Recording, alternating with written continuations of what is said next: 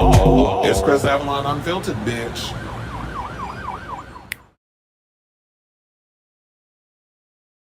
Well, good afternoon, everyone. Welcome to a brand new episode of Chris Avalon Unfiltered. I'm your host, Chris Avalon, and this is basically a show where we get into all the latest celebrity news, gossip, anything that's going on in the world of entertainment. We chat about it on this here show. So, before we get to the upcoming celebrity news, gossip, and hot topics, do yourselves a solid, or me, and hit that like button, that subscribe button, and the notification button, so that way you know when we go live with a brand new episode of Chris Avalon Unfiltered. And we do got a lot of topics. Even though it's kind of slow, I will find some shit to talk about. And make it entertaining for y'all, for you to chime in as well. So we got, I'm sure you saw the thumbnail. We're going to talk about the whole Jonathan Majors situation. We're going to talk about Oliver Stark is going in on all the homophobic fans who had a problem with him kissing a man in the episode of 911. We're going to get into that. Aoki Lee seemed to be single after messing with that 65-year-old man. We gonna talk about that. I mean, did y'all think that was gonna last? Plus, Todrick Hall's being dragged on social media for creating a GoFundMe. Child, I got all the receipts. So we gonna talk about that. Tyler, the Creator. You know what, Azealia Banks, you such a damn mess. She out here going in on Tyler, the Creator and Little Nas X, talking about they should be a couple and leave these little white, these little snow bunnies alone. Speaking of snow bunnies, Jerrod Carmichael, I don't know why anybody's surprised by this foolishness. He is being dragged on social media because he says he's into race play. So we're going to talk about that. Plus, there's some drag race news. King Tyra is apparently accusing Beyoncé of stealing his idea for the Texas Hold'em remix. So we're talking about that. Plus, Jen is going in on Sherry Pie. And Plain Jane is coming to the defense of one of her fellow co-stars who quit social media for over bullying. So we're going to talk about that and a whole lot more. Oh, we're going to talk about Ricky Martin erection. Yes, his penis is trending, child. Apparently that, everybody making a big deal out of that segment when he was with Madonna in the Miami leg of her show. And they said that he was his meat was on brick. And I'm like, well, shit. If some of her fine ass dancers was sticking their face up in my crotch and all that other stuff, you don't think my meat would be hard too? So yeah, we're gonna talk about that and a whole lot more. Before we get to the show, I do see. Oh wait, let me hit my banner. And once again, please hit that like button, that subscribe button, that notification button, share the show, all that other stuff, so that way, because it definitely helps. And shout out to all of those because within the last 24 hours, I did get a lot more subscribers to the channel, and I had people commenting because I have been listening and cutting up the show because I know the show could be pretty long. Excuse me. So what I do is I cut up a couple of the topics depending on which ones are the juiciest trending ones, and I post it on the page. And I have noticed that those are getting a lot more views, a lot more likes, and a lot more comments. So I appreciate y'all and the people who have also subscribed to the channel. Thank you for that as well. And I'm loving that you love the show. Oh yeah, I saw that too. And I was going to bring that up about Billy D. Williams for saying that he has no problem with blackface, because I think he said it was something, I think it was Laurence Olivier was in a movie or whatever and wore blackface. He said, oh, I thought it was, his acting was interesting. I'm like, Chuck, we ain't talking about the acting. We talking about the fact that he had this whole spray tan pretending to be you. Black. And I get. Can we excuse Billy D being in his 80s as a reason of like that was a sign of the times or whatever the case is? But I feel like at any age you gonna get dragged. I don't care. You don't get a pass. I'm sorry, but you can't say that you're okay with blackface being a black man in America. Like, what is wrong with y'all? I feel like a lot of y'all in Hollywood have lost y'all cotton picking minds and some of the shit y'all be saying. But before we get to the show, I do want to shout out something. So the last episode we talked a bit about Monkey Man, and I was saying that I wasn't really sure about, because there is a scene in the film where he is broken down all this stuff, and then he has a spiritual awakening where he takes this he gets this stuff blown in his face where it just opens him up. It's like, once you release the pain from your past is when you truly could be free, all the other stuff he was going through. And so it was these people that brought him in. I wasn't sure if they were called, like they were trans women or something or another, but I think they kind of are. But what they're known as, they're called as the hit, because I had to look it up. I did the research because I wasn't waiting for people to actually get in the comments and answer. So I was like, let me look it up. They're called Hijra. So they're known as, in India, they're known as a third gender. So they were incorporated in the film and basically said that for over 2,000 years, communities of gender nonconforming people and trans women, they're even mentioned in the ancient text, the Kama Sutra. Oh, I had that book. I remember when I was younger, I bought that book online, where they referred to as the third sex. Typically, hijras are born with male genitalia or are intersex, born with both male and female sex characteristics, and may decide to remove their genitalia later in life. The surgery is part of a ceremony celebrating Baku Shara Mata, a Hindu mother goddess associated with people who challenge traditional gender roles. And hijras may identify as trans women, but being a hijra is a unique and distinct cultural identity in itself. It is estimated that there are between 2 and 3 million hijras living in India alone. So I wanted to applaud Dev Patel for including them in the film, and not only including them in the scenes where he was like getting his spiritual awakening, but they actually had a fight sequence, not with him, but with, if you've seen the third act, you'll know what I'm talking about. So it was also great to see trans or intersex or hijra people, or just, I'll say someone in the queer spectrum, queer people actually beating people up and killing people. That's not something we normally get to see, because in the industry and society, and we like to play into those stereotypes where the LGBT community, we get beat up, we have AIDS, we're self-hating, like Jerrod Carmichael. We don't like who we are as homosexuals, so we going over here doing race play and shit. And then is all this other mess that's going on with that. So it was good to see people, people who were considered marginalized and the underdogs being brought in. And I love that he included that in there. And I also just read before I came on here that Hijra people, because they're being discriminated against, they actually built a mosque for them to actually pray at. So there's a specific Hijra mosque that they could go to pray, that they can go and worship Allah and all other stuff and pray, or Muhammad. So they get to go and pray, and they get to do all the other stuff they want to do without being discriminated against. So I actually think that's cool, because there are people, contrary to popular belief, in whatever religion that you subscribe to, that believe in, prayer, religion, or religious, and want to worship without being discriminated against, be it Catholicism, be it, if you're Muslim, Jewish, whatever the case is. There are people who are homosexual in those communities that want to be able to still practice their religious beliefs, and they should be allowed to, whether you agree with it or not. So shout out to the Hijra people, and I hope that we see more of them in the future. Okay, so I have a comment, and it said he did. I just really need people to stop going on the fucking Bill Maher show, because I just feel like Bill Maher is a whole damn clown. He think because he stick his dick in black pussy every now and again that he just, he gets to speak for all of us. He another one that likes to drop that N-word when he around black folks. And for those of y'all that like it, I be side-eyeing you hoes too. But anyway, let's get to some more positive news. And let's talk about my girl Missy Elliott, who is going on tour, and I'm kind of upset about it, and I'm gonna tell y'all why in a second. But because she ain't coming to my job. She going to the goddamn Barclays Center. So I'm a little upset about it. I'm like, the Barclays Center. But then I realized, I think around the time that she's doing her tour, the same time, J-Lo done booked her damn show, because she's doing 2 of them at the Garden. So I'm like, oh God, can y'all switch? I mean, don't get me wrong, I wouldn't mind looking at seeing J-Lo perform and all this, because she do give you a show, regardless of whether, the singing, we've already dissected that situation, we don't need to go there. But I would have preferred if we could have got Missy doing the Garden, which at no shade, I've heard people say that the Garden got a better layout than the Barclays Center. I ain't never been to the Barclays Center. Child, first of all, the only time you see my ass go to Brooklyn will be tonight, actually.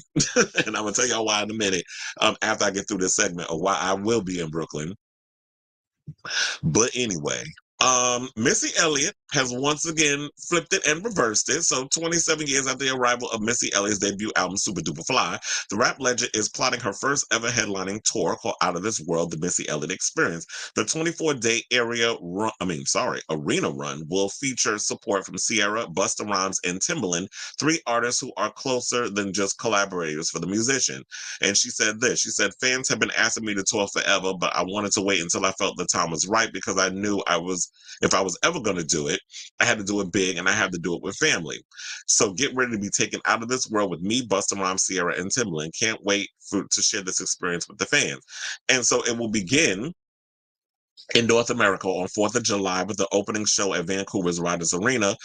Elliott will headline shows in Seattle, Oakland, LA, Houston, Brooklyn, Atlanta, Newark, Toronto, and more cities. A special hometown show at Virginia's Hampton Coliseum is scheduled for Friday, August 2nd, with the tour set to wrap up later that month. And what I'm actually hoping that she does is, I hope she actually makes this a thing where, can y'all record it? That's what I need. And speaking of it, let me pull this picture up because this is giving very much Mad Max Beyond Thunderdome. Like, I love Ciara. Ciara's giving me We Don't Need Another Hero. Like, I'm just waiting for her to come out and sing that damn song. Shout out to Tina Turner. May she rest in peace. And I do love this one because you want to know something. The thing about and with Ciara, Missy, and Busta is that they kind of, their whole aesthetic and their music does run futuristic. And to me, because Aaliyah, that was my girl and she's not here no more, I really would have wished that Ciara would have taken more of that kind of approach with her music, like really experiment and go outside the box. Because then the latest music that you've been coming out with, girl, it's a chop. Like, the last time I liked the Ciara album was The Evolution. And every now and again, she be coming out with good songs.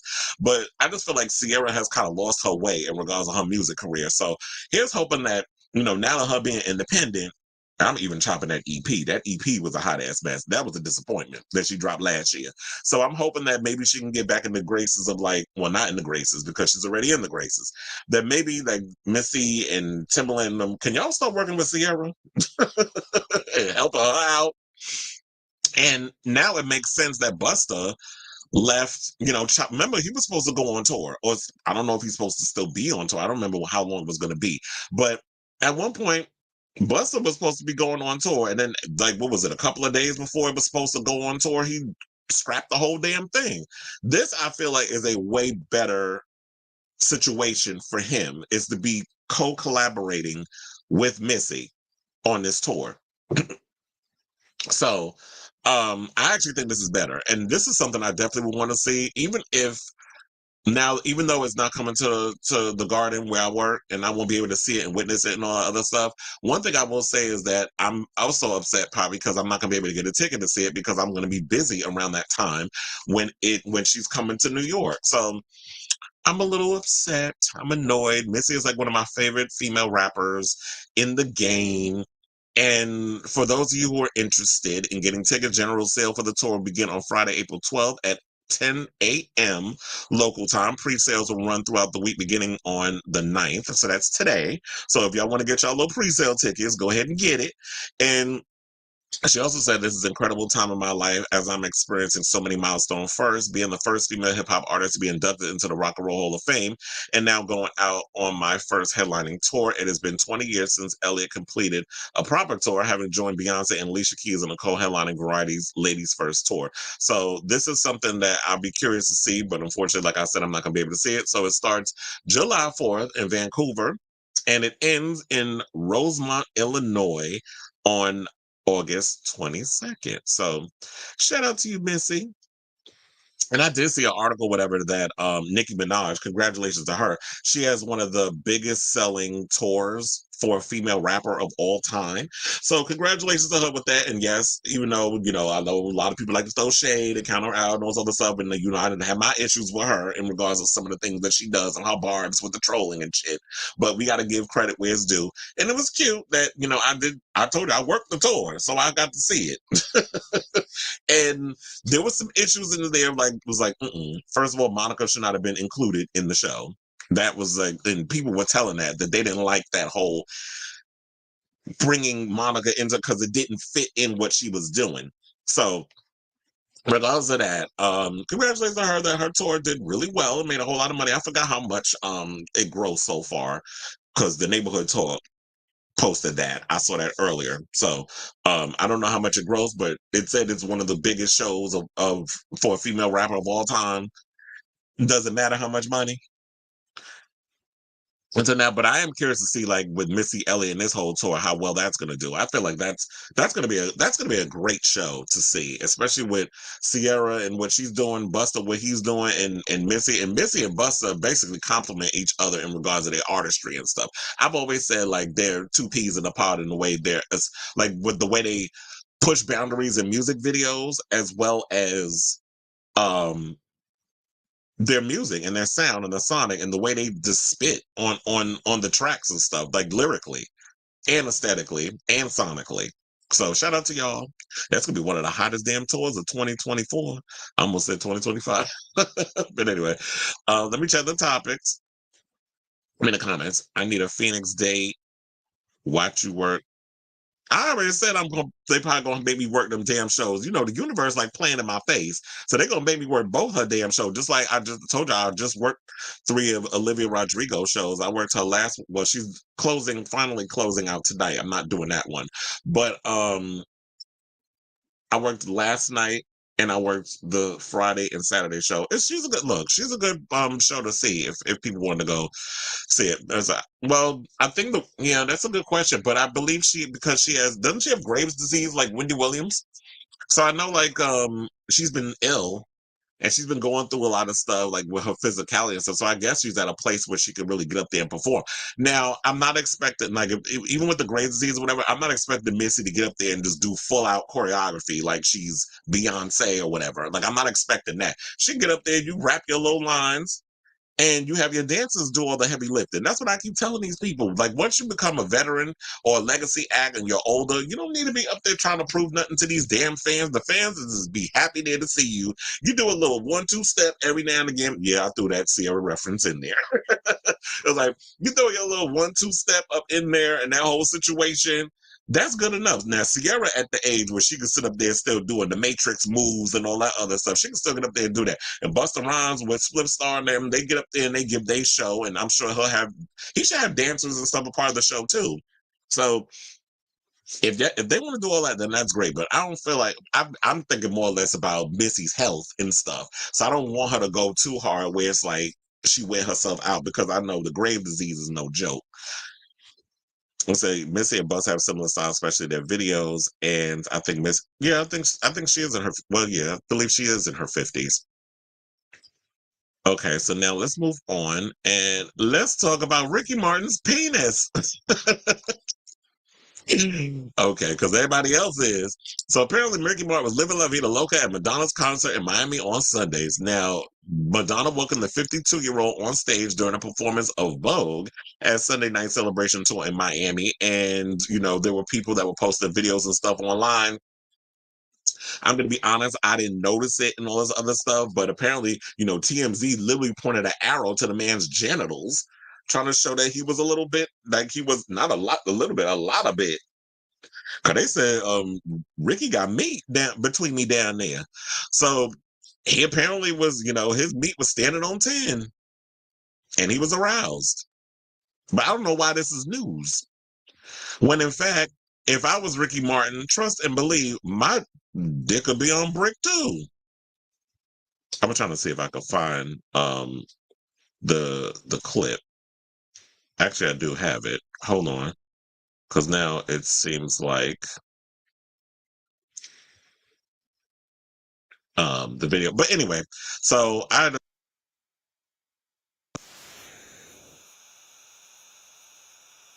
he was judging the voguing contest. And which is what a lot of celebrities do. So now this has become like as what I like to call the unapologetic bitch segment of the show, where Madonna will bring celebrity. That was like on the last tour. No, not the last tour. The last tour before that was the Rebel Heart tour. So in this show, she basically brings a lot of celebrities and stuff. There's been a lot of drag queens lately, but she has brought up celebrities as well. Like she brought up her good friend from back in the day, Ingrid Caceres, on the first night in Miami. Second night it was Ricky Martin. She's brought up Cardi B. She's brought up a lot of drag queens from Drag Race. Um, Yeah, a majority of them, I believe, is all from Drag Race. But now that I got the clip working, because I don't know what was going on for a second, let me pull it up so we can watch it as a class. Ricky's arousal.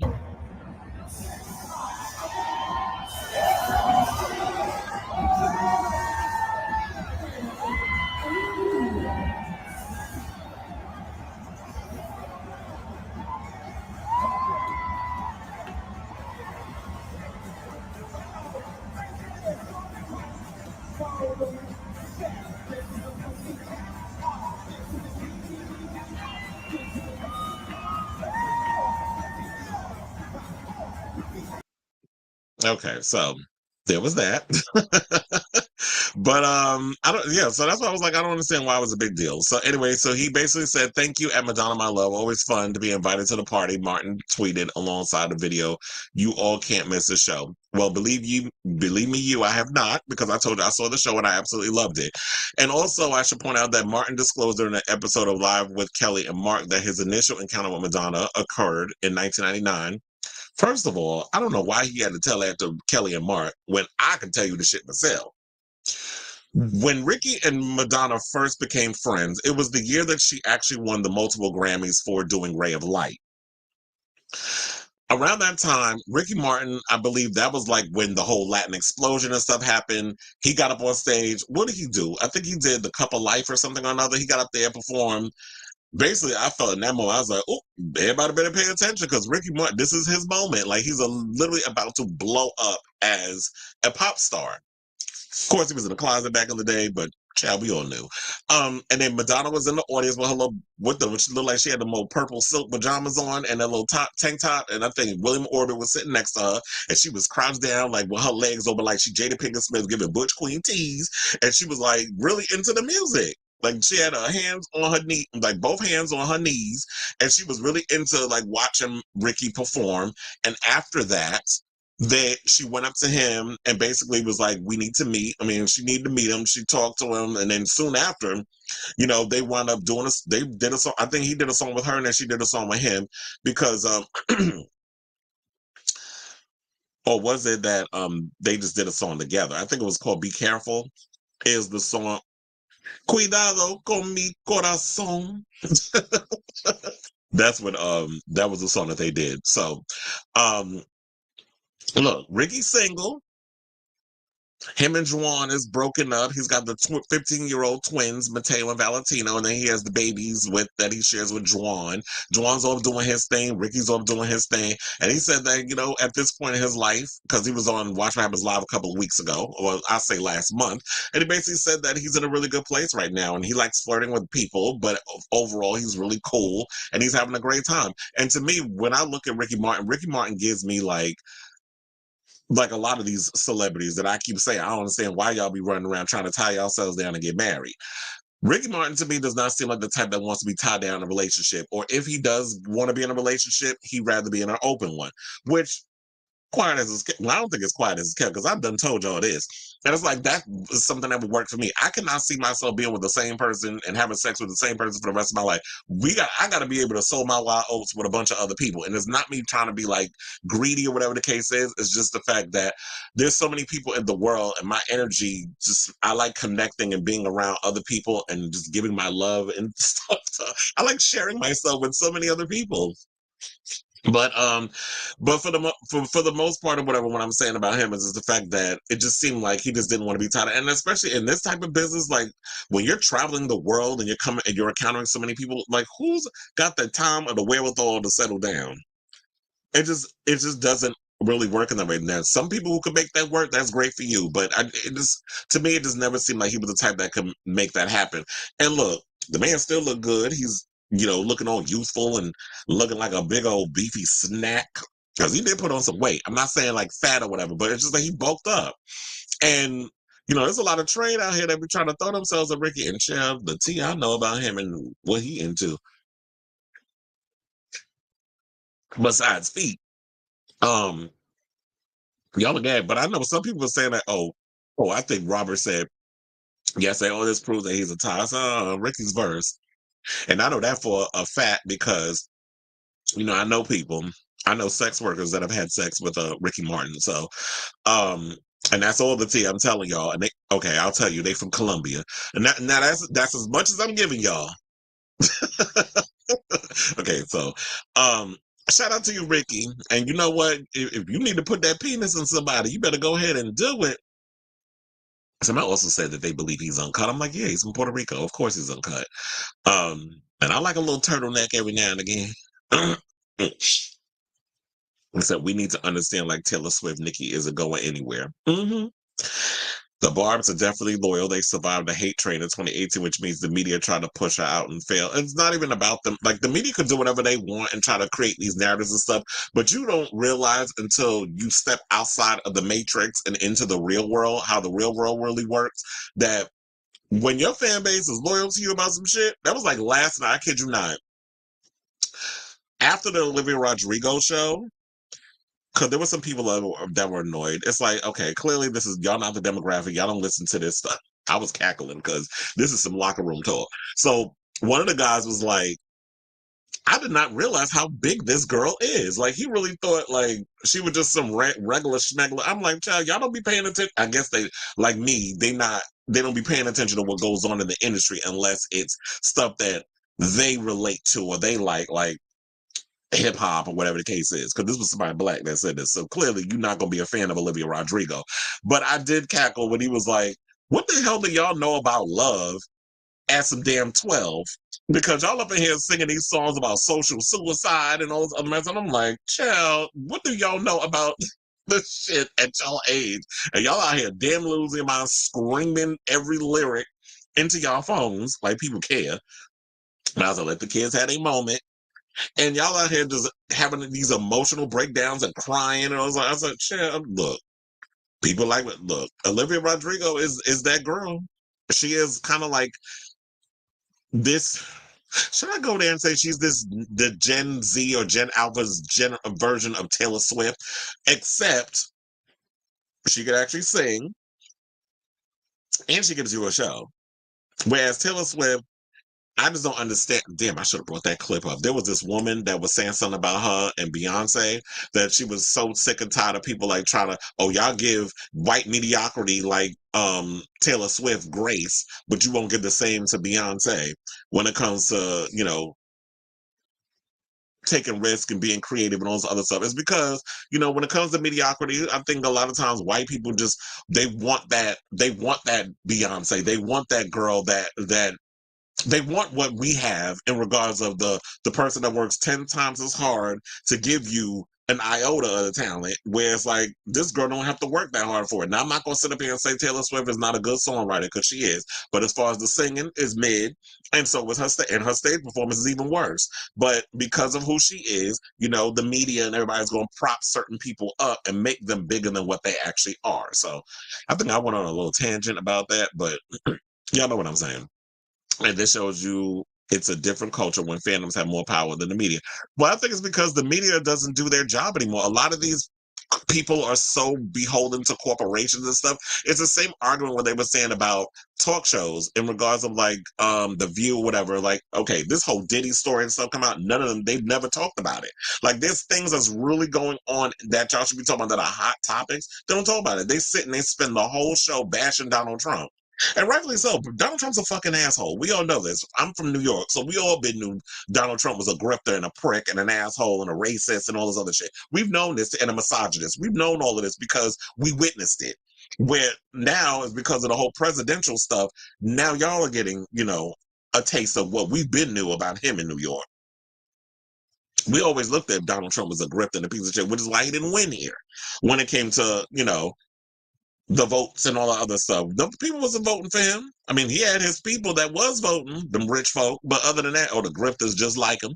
But other than that, it was just like, we were aware. But in regards of like when it comes to stuff, this is why a lot of people get their tea from streaming services or channels like mine or Lovely Tea or TGIF or TS Madison. A lot of us are out here giving, and Don Lemon now, because he's no longer part of the machine, he's unplugged from the Matrix and now he's doing his own show and giving y'all the real tea. Mehdi Hassan, there's so many of us out here who are not beholden to the machine that are giving y'all the real tea about stuff.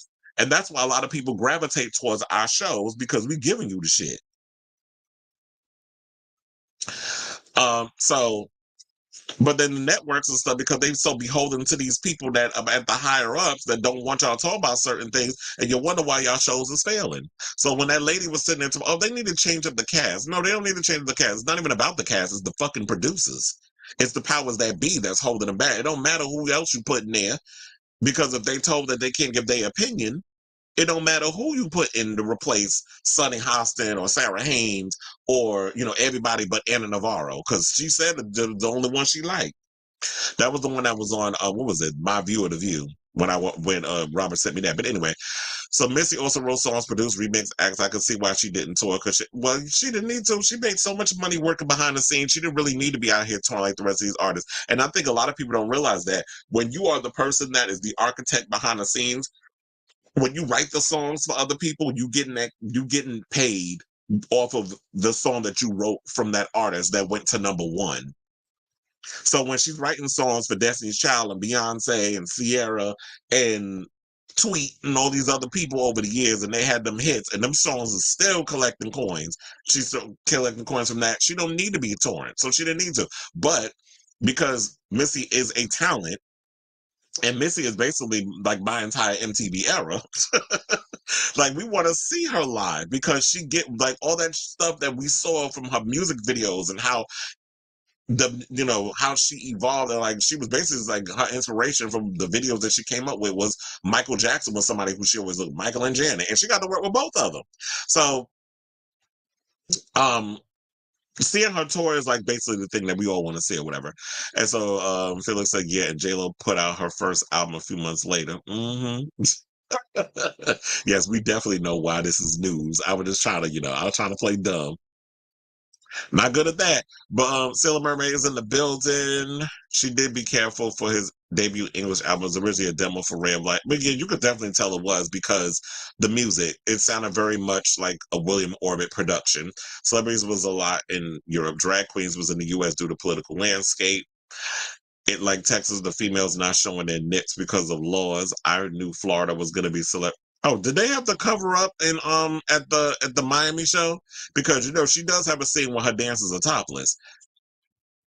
So it goes back to Evita. One day in Argentina, she was overshadowed by Ricky Martin just for one day, so she knew who he was, but never met. Well, she always got her ears to the street. Well, at the time, having her ears to the street because of who's popping and stuff, and so okay, so now this guy's, because here's the thing is that Ricky Martin was huge overseas. Like, of course, we knew him from like Menudo, and also his brief stint on General Hospital, because he was on the soaps at one point and all the other stuff.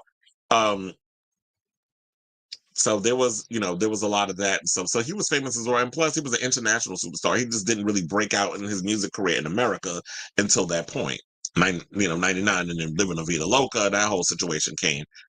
I believe, yeah, definitely Ricky gives me like he wants open relationship. He is the open relationship type. Juwan agreed, but some types were off limits. Porn. But child, Ricky done broke that law. He broke that rule. Because Ricky was out here hunching them damn porn stars and sex workers. One of my friends who is a designer, a fashion designer in Colombia, actually told me some tea about Ricky and his love of sex workers and stuff, and he likes them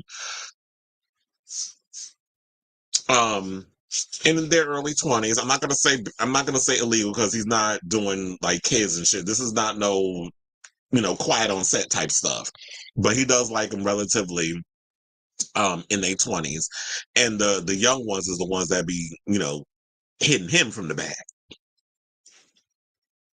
Look at what happened. He got hooked. And said, "Oh yeah, remember that we did talk about that. That one of the guys that he was, I guess, following, he was an OnlyFans creator, and he had a big deal too. One of the OnlyFans creators that he was following, there was a big story about that the gay blogs were covering. Oh, okay. So they didn't need to cover up at the Miami show. I guess because Miami maybe is more liberal. Now, if she would have did this in like one of them conservative which I don't think. Well, first of all, Madonna wouldn't even go to one of those conservative areas. She's going to the more liberal, popular area like a Miami, because you'd be a fool to do that, Chad. Because they thought this Madonna tour would flop, but well, who said that? I mean, people can say whatever the hell they want. 3D Missy Snake, is that your chick? No, I'm reading. I was laughing at Roro's comment because I could see stuff before I posted. Ricky is the gay Leo DiCaprio. Well, look, he's not only messing with, there's no 25-year-old cutoff. Where it's like, okay, it's your 26th birthday. Okay, bye, bitch. Get out my house. Like, there's none of that. First of all, is it me or does Leonardo DiCaprio, is he starting to look more and more like Jack Nicholson? He's starting to look weird and creepy and out of shape. Leo DiCaprio was cute back in the day, but now it's like, child, what are you going through? Yeah, I did hear like he's a weirdo. Leo's a weirdo. Like, I would not be surprised if they came out with a Surviving Leo type of documentary. If they did a Surviving Leonardo DiCaprio documentary, I would not be surprised if that shit came out. But he probably makes some 25-year-olds sign NDAs because they're young and they naive and stupid. Well, I can't say stupid. They're just young, naive, and don't know no better. I shouldn't say that because when you're young, you really don't know, how these older men, and that's probably why he goes after them because you can get away with stuff when they're younger. But anyway, so let's move on to our next topic. And oh my god, what was the next topic? Oh, I forgot. I did move some things around, so I gotta pay attention. Okay, let's talk about this 911 backlash. So, we've been talking about 911 a lot. Oliver Stark, this whole situation has been going on with him, and the fact that the writers have decided on the show's 100th episode, let's use this opportunity to explore Buck's sexuality. So now Buck is now into, well, now I won't say now into, guys. I feel like he's finally exploring his same-sex attractions. So the episode that aired last week was called Buck Bothered and Bewildered. And it not only marked a major milestone for the drama's 7th season run, but featured a big moment for Stark's character Buck, with the show taking strides towards exploring his bisexuality. Aware of the social media frenzy that the episode inspired online, Stark took to Instagram to add his voice into the mix, saying, "Humbled and overwhelmed by the positive reaction of Buck's storyline, I've read so many of your messages and I couldn't be prouder." This is what he wrote in an Instagram stories post before addressing those who feel differently. He said, "If you are one of the smaller group of people commenting on my post about how this has ruined the show, I would like you to know that I truly don't care. This is a show about love and inclusion. It featured queer relationships from the very beginning, including 2 beautiful Black lesbian marriage played out by 2 of the best actresses I've ever watched." And that's Aisha Hines. And then I forget the other actress's name, but she's been in a lot of stuff. She was in Death Proof, the Quentin Tarantino movie, where he thought he ate with that film, trying to do a whole car sequence because I guess he didn't like what they did with The Matrix Reloaded. First of all, The Matrix Reloaded definitely stepped it up in regards to like car chasing. They built a whole highway and everything. But Quentin Tarantino, I remember, made a little snide comment and tried to do something that part of the whole grindhouse thing. I was like, I'm going to do my own car chase situation. And child, the movie bombed at the box office. So there's that. um, so to continue what he said, "If one other character finding a new facet to his sexuality and realizing his bisexuality is your deal breaker, I feel you've missed the entire point of the show. You are not required to announce your departure." Which basically saying that, okay, well, if you are upset and you don't want to watch the show, fuck you then go. You don't need to announce that you're no longer wanting to watch the show. But I get it. A lot of you people that be going on social media and stuff, y'all just be wanting a moment. You want to let everybody know what those are the people that irritate me when they be on Facebook. "Oh, it's time for me to start," or any other social media, "It's time for me to start cleaning out people who don't respond to my stuff." Okay, then fucking start cleaning people out. If I'm one of your casualties, oh well, I don't give a shit. Like, just, you don't need to announce every little thing that's on social media. If you're going to leave, if you're disappointed with stuff, you don't have to post it on social media. You don't need to type it in. You don't need to give your comments. Somebody gives a fuck. So, and what I've said before is that when it comes to LGBT people, we as a demographic, marginalized communities, like I was talking about the Hijra community earlier, where that whole situation was explored in Monkey Man.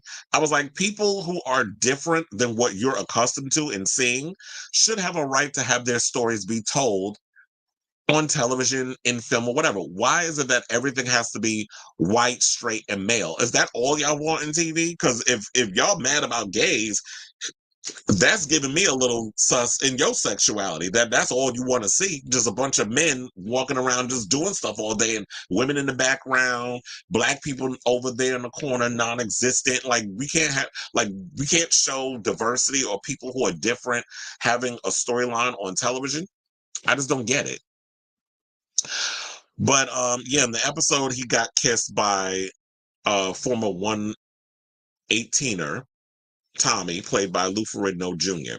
And he was struggling with his jealousy over Tommy's budding relationship with Eddie, played by Ryan Guzman. And I told y'all before, like, I think, well, and this is why I just don't get, fans have been shipping Buck and Eddie since the beginning. And that's who I actually thought it was going, like, eventually they was going to get together. I thought it was going to be Buck and Eddie. Because the way they dynamic was, it was kind of like, basically they had like this bro friendship, but there was some homosexual undertones. Like, for those of us who know the community, we got it. We caught on to it from the beginning. But sometimes I feel like maybe, I guess people just had need shit spelled out for them. So when you actually put it in people's face when they see a kiss, that's what they more outraged by. But the crumbs was always there. And even the person who, what was it? Tim Minear said that this was in the plans from the beginning. And in regards to Thursday's episode, Stark told Entertainment Weekly that he feels the groundwork for the storyline was laid over the course of multiple seasons, even if it wasn't always clear to viewers. Saying, I think it's been seasons and seasons in the making, but it's really nice to see it officially come to fruition. I think the crumbs have been there. Maybe on one hand, it's in quite obvious ways, but on the other hand, in less obvious ways. And yes, that's why I said that it is, the crumbs was there, because I told you I pay attention. And he says, of what's to come, certainly for somebody finding this in their 30s, they'd be questioning, right? What does this mean? Who am I? What about all the things that I thought to be true of myself? And then there's some reckoning to deal with in the next episode, and then leaning on the people that are closest to him and finding the right moments to open up and how much to share. So yeah, then there's that. It's the fact that he's got to deal with, okay, so now that he's kissed this guy and he's attracted to him and he might possibly wants to explore this, it's like now he's got to come out to his sister. He's got to come out to his best friend. He's got to come out to possibly his family. So it's a constant coming out process, and then trying to work that out, and then possibly come out to his coworkers at the fire department. And what does that mean? And will they embrace him? And will people be against it? And will they still accept him for who he is? And it's like, I'm still the same person. It's just that I'm attracted to this guy. And that should be the most important thing, rather than, oh, you're gay, I don't want to be around you, I don't want that around. Like we fucking COVID and shit, contagious. And then it's like, oh, we near you, we 6 feet in front of you, you gonna catch it. Like, that's not how that works. Homosexuality doesn't work that way. You either into dudes or you're not, or bisexuality. So, and it is good to do that whole, go into the whole bisexual thing, because I feel like people kind of look down on bisexual as like, oh, that you just saying that because that's a gateway to being gay. Like, you're not really bi. So people kind of do thumb their nose up at bisexuality, like making it seem like it's not a thing when it actually is a thing with some people. So we just have to take people where they're at, give them the grace. I'm curious to see how they're gonna explore this whole storyline with the show, because, and I also feel like this is a positive way of exploring one's sexuality, because too often we've seen shows where it's just like, oh, a guy gets kissed by a dude and it's like this, the self-hatred, there's all this other stuff, like Jerrod Carmichael. I'm throwing daggers at that Negro the whole damn show. It's like the self-hatred, the coonery and the buffoonery, all that other foolishness that comes with, and confusion with the sexuality. And it's just like, you know what, those feelings have always been there, but when he kissed me, it's like, I didn't run away, I didn't reject, I didn't react in a typical way where you would always see in movies and show, oh, you kiss him on the mouth, I'm a smack, oh, somebody saw us, I gotta punch you in your face or throw you on the floor. It's like, that shouldn't always be the reaction with stuff, because then that tells the audience there's some shame behind it. And we have to stop being ashamed of who we are as human beings. At the end of the day, people are human. People are who they are, and you may not have to. You don't have to like what people are into or what they get, how they get down or whatever. But respect people. That's all.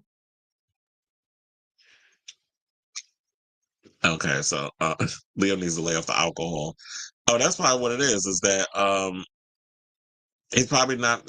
I don't think he is taking care of himself, and it's weird because it's like Hollywood won't say shit to him about how he's looking tattered and the weight gain and looking older than 50 because he does look older than 50.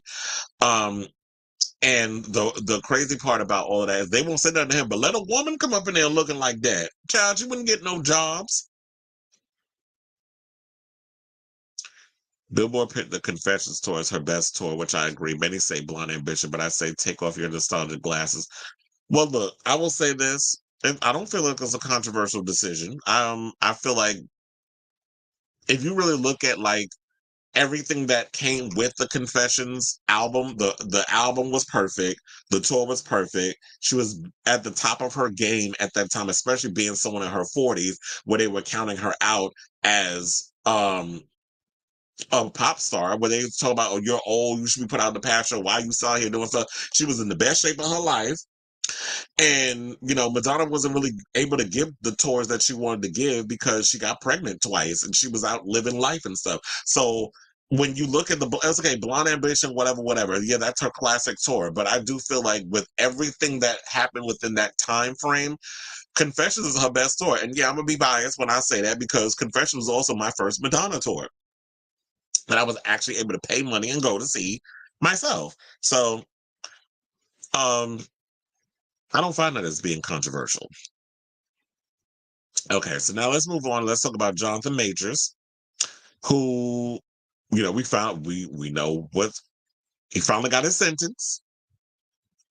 And no shade, but I'm just glad it wasn't jail time. And I was hoping it was. I said, Chad, first of all, the jails is crowded enough. We don't need to put another black man in there over this case, which I feel like,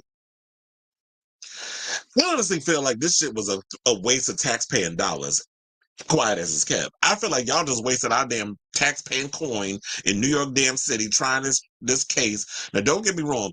Jonathan Majors out here all of a sudden wearing a kufi on his head and walking around with a damn Bible, and all of a sudden he got a black girlfriend. Okay, it was like you was a little too on the nose with the acting and the performance. Like it was giving full-on performance with the whole trying to make things look a certain way. But with all that aside, I still don't believe his relationship with Megan Good. But with all that aside, I'm just glad that he's not in jail.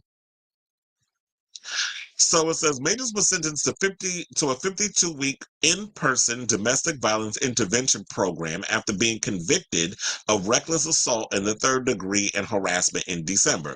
The charges, which are a misdemeanor and a violation, and I've gotten misdemeanors when that one time I got locked for fighting.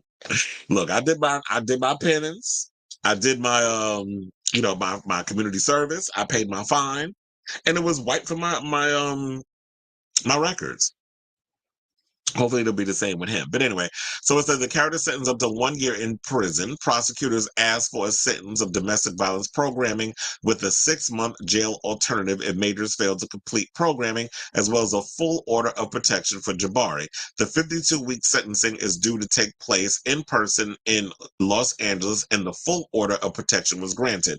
The charge of harassment was dismissed on a conditional discharge. Now, the charges stem from an incident in March 25th of last year, that'd be 2023, when Majors was riding in a car with his then girlfriend, Grace Jabari. She testified that she saw a text on Majors' phone that read, "Oh, how I wish to be kissing you," and grabbed the phone from Majors, who pried her finger from the phone, grabbed her arm in her right hand, twisted her forearm, and struck her head to get the phone away from her. She said he later threw it back in the car, which relates to the harassment violation. But wasn't that also the same part where he threw her back in the car, and then right after she ran after him down the street when he was trying to get away from her, because he probably realized what he did. It was like, well, damn, I fucked up. I'm gonna get away from this lady. And so he run away and she chasing after him. So I really don't understand the whole point of like I guess they were able to kind of finagle and figure out, okay, well, you did do these little things, so now we're gonna hold you accountable for that. But at the same part, it's like, bitch, you should have been minding your business. Okay, one, he shouldn't have been cheating. If you wasn't happy in the relationship that you was in, you should have just been a man and tell her, you know what, this is not working. We need to part ways. But apparently, he didn't have the cojones to do it. He waited till it got to, the situation came to a head, and this is why he is in the situation he is. So future people, if y'all in relationships that y'all not happy with, y'all need to nip that shit in the bud. You need to figure out an exit plan. If he's abusive, you may have to like do a sneak out in the night. Like, don't do like Julia Roberts and sleeping with the enemy and flush a damn ring down the toilet and fake your death, because then the toilet don't flush the ring, and that's how he knew she was alive. Like, you gotta hatch a better plan if you can't escape your abusive man. But if it's a regular relationship where it's like, okay, this is not working, you need to just do yourselves a favor, because you're not doing yourself any favors by staying together. You're only gonna make it worse. So he should have been more forthcoming with that. She shouldn't have been looking all up in his damn phone. That's why you gotta get that screen protection where it's like people can't be reading over your damn shoulder. He should have got one of those. They got them on for iPhones. You can go down to the T-Mobile if that's your provider. That's mine, because I wasn't doing Verizon. Verizon, y'all be out of control with y'all damn prices. But even though I am paying a pretty penny for my phone, like I pay child, y'all would gag if I told y'all how much I pay. Pay like $152 a month. But anyway, yeah. So there's that. So in a way, I will say. Hold on. So she went and said he's not sorry. He has not accepted responsibility, and he will do this again. He will hurt other women. This is a man who believes he's above the law. I will not rest until I feel that he's not a danger to anyone. See, this is why I was going to say, and child, I don't want to be the one to say, I was like, this is why y'all need to leave them white women alone. But then again, we shouldn't only put it in that way, because y'all be saying like a white woman always be trying to take a black man down. But then does that mean that if he was with a black woman, is there a code of silence where if a black woman's being abused by another black man, that she shouldn't say anything out of fear that she'll be looked upon as trying to take her own community down or take another black man down? So we got to stop that narrative. We got to stop that, bringing that situation in there where it's just like black women have to take a code of silence whenever they're being abused because y'all worrying about another black man being locked up. Well, if he wasn't putting his hands on her ass, he wouldn't be in fucking prison. There needs to be a situation where people have to take responsibility for the things that they do and in life, and not just be, looked upon as, oh well, we got to protect. So that's like protecting toxicity and toxic people. We gotta change that narrative. So my thing with him is this: if he's getting sentenced to all this other stuff that he has to do, he needs to complete it. He needs to honor it. He needs to do all this. Just like he can commit to an acting role, you need to commit to this shit. And if he don't, then throw his ass in jail for them 6 months. It shouldn't be that hard. Take your little your thing, just like you was running around in and out the church. I mean, not the church, damn near is a church. Because people get married there. You was in and out of the courts with your little Bible, playing up this whole role like you a changed man, so you can aesthetically show this. Then you can put in the work to carry out your sentence. So good luck to you, sir. Okay, hold on, hold on, hold on. Okay, let's get to this mess. All right, so did y'all really think this relationship was gonna last? So apparently, you know, what was it? Maybe 48 hours after we talked about Kimora Lee being furious over Aoki's romance with Serafina founder Vittorio Assaf, who's 43 years her senior. Word on the curb is that Aoki is broken up with the man. Now, it said the sudden development to come after Aoki and Assaf were caught packing on the PDA during a recent trip to St. Bart's. Sources say the 21-year-old confirmed that the pair are no longer an item. It's 100% done, one insider close to Aoki told Page Six on Monday. They're absolutely not dating. Aoki herself apparently dismissed the dating rumors about her and wealthy restaurateur, who was 44 years her senior. Of course I'm not with him, Aoki reportedly told those close friends on Monday. I was never with him. Girl, you's a damn lie. Because first of all, we seen them damn pictures. We saw you on the beach. And you're not going to pull this look over there situation where it's like we not seeing what we saw with our own damn eyes. I hate when y'all do that. That's this new generation doing that shit. Where y'all act like we can't see what the fuck we looking at. But anyway, let's continue.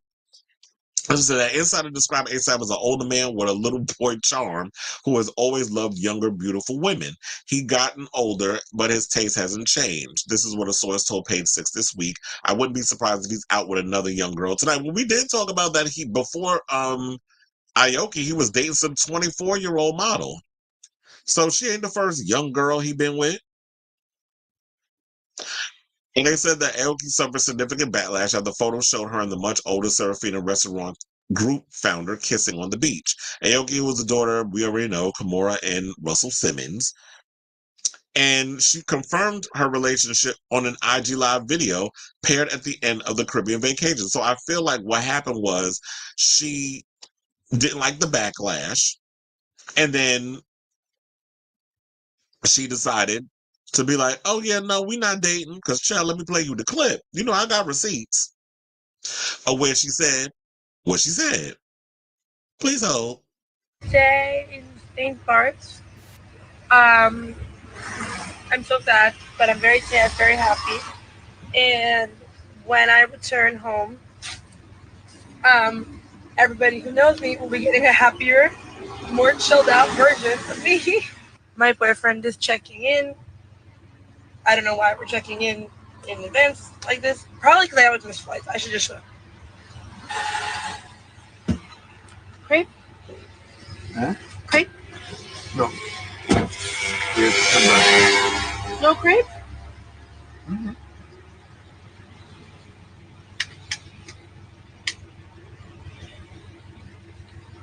Crepe? There we go. Oh, I thought you were saying no. No, I can't. I couldn't check in because I don't have my green card.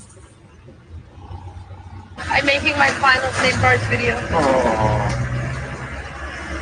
Would you like to share your favorite thing about the trip anonymously? You said me. Be with you. You want me to open the drink? So good. You don't know she drives to me like partner. Baby, you are on. Shush. Huh? Shush. I'm making this video. Baby, do you want to go to Kenya? Kenya. Someone has invited us to Kenya. But, you know, Kenya is What? a bit dangerous. Shut up. Never mind. There's a war. Shush. When are we going to Japan? Actually, Japan is so much better. baby, shush. Japan is magic. I'm going to just shut up. Shh. I am though a big bulgari person. I can tell you that. I am though a big bulgari person. I got the message. Okay, I just want to make that very clear. Bulgari. Wee. Bye, Bulgari. Bye, burger. Hopefully they have my necklace when I come back. Hopefully. Okay. I'm done with her. But y'all got the gist. So that's why I had to cackle when one of her friends had the absolute gall. I'm like, okay, I need y'all all to shut. See, she up in here busy telling Vittorio to shush. I need all of y'all to shut the fuck up. I need Aoki to shut up. I need her friends to shut up because y'all all sound stupid. And I'd be damned if I'm the one footing the bill for all these other players. You talking about you love Bulgari person and you like Hermes and Cartier and all that other mess. And then you talking about, can we go to Kenya? Can we go to Japan? You want to go all these other places. Where's that money that your daddy was giving you in that video? Remember this one? Because I had to pull this clip up too. When she's sitting there shoving a damn spoonful of cereal in her damn mouth and sitting there talking about if you don't increase my allowance, I'm gonna give me a sugar daddy. Let's play that clip. That's gonna be it. And that's how you're gonna make your fortune. If you don't raise my budget, I'm gonna get a sugar daddy. I'm kidding. I'm sorry. I'm kidding. What did you say? Nothing. Okay. You don't even have sugar daddy capabilities, right? Aren't you a B?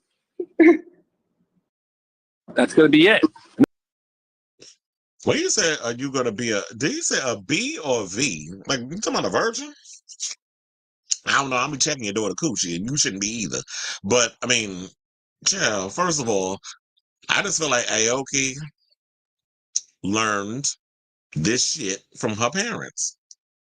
Her mother and her father had an 18-year age gap when they got together. So birds of a feather flock together, don't they? And then on top of that, Kimura seemed pissed.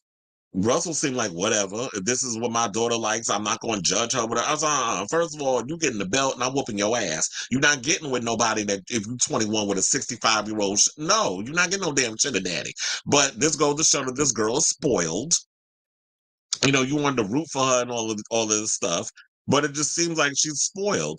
And I feel like, you know what? The way she kind of came up with her parents and all this other stuff and being spoiled and all the best.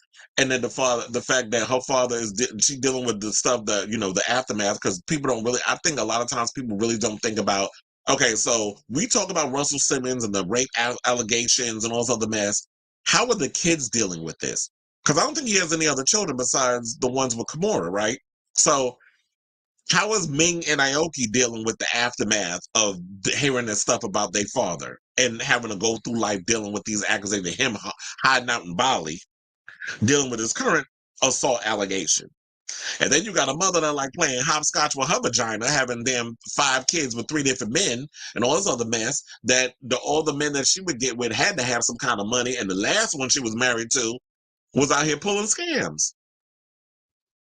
So that whole family is a hot ass mess. So I'm not surprised that her at 21 be running out here trying to find her older man to take her from this place, that place, other place.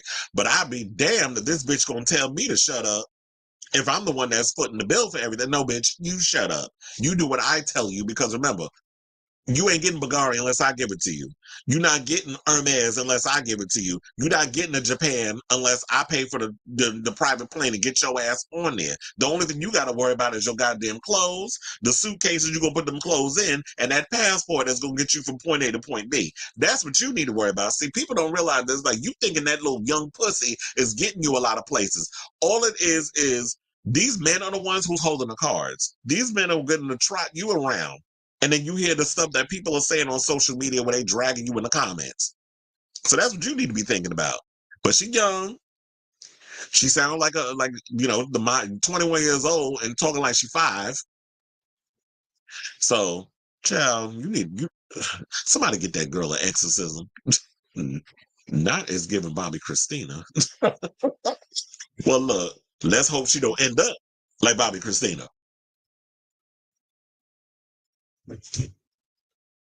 You know, drown like her mother in the bathtub and the drugs and all that other mess. Okay. What's our next topic? Okay. Child, let's get into what is it? Please hold, please hold, please hold. Okay, let's get into Todrick Hall. Because it's a lot.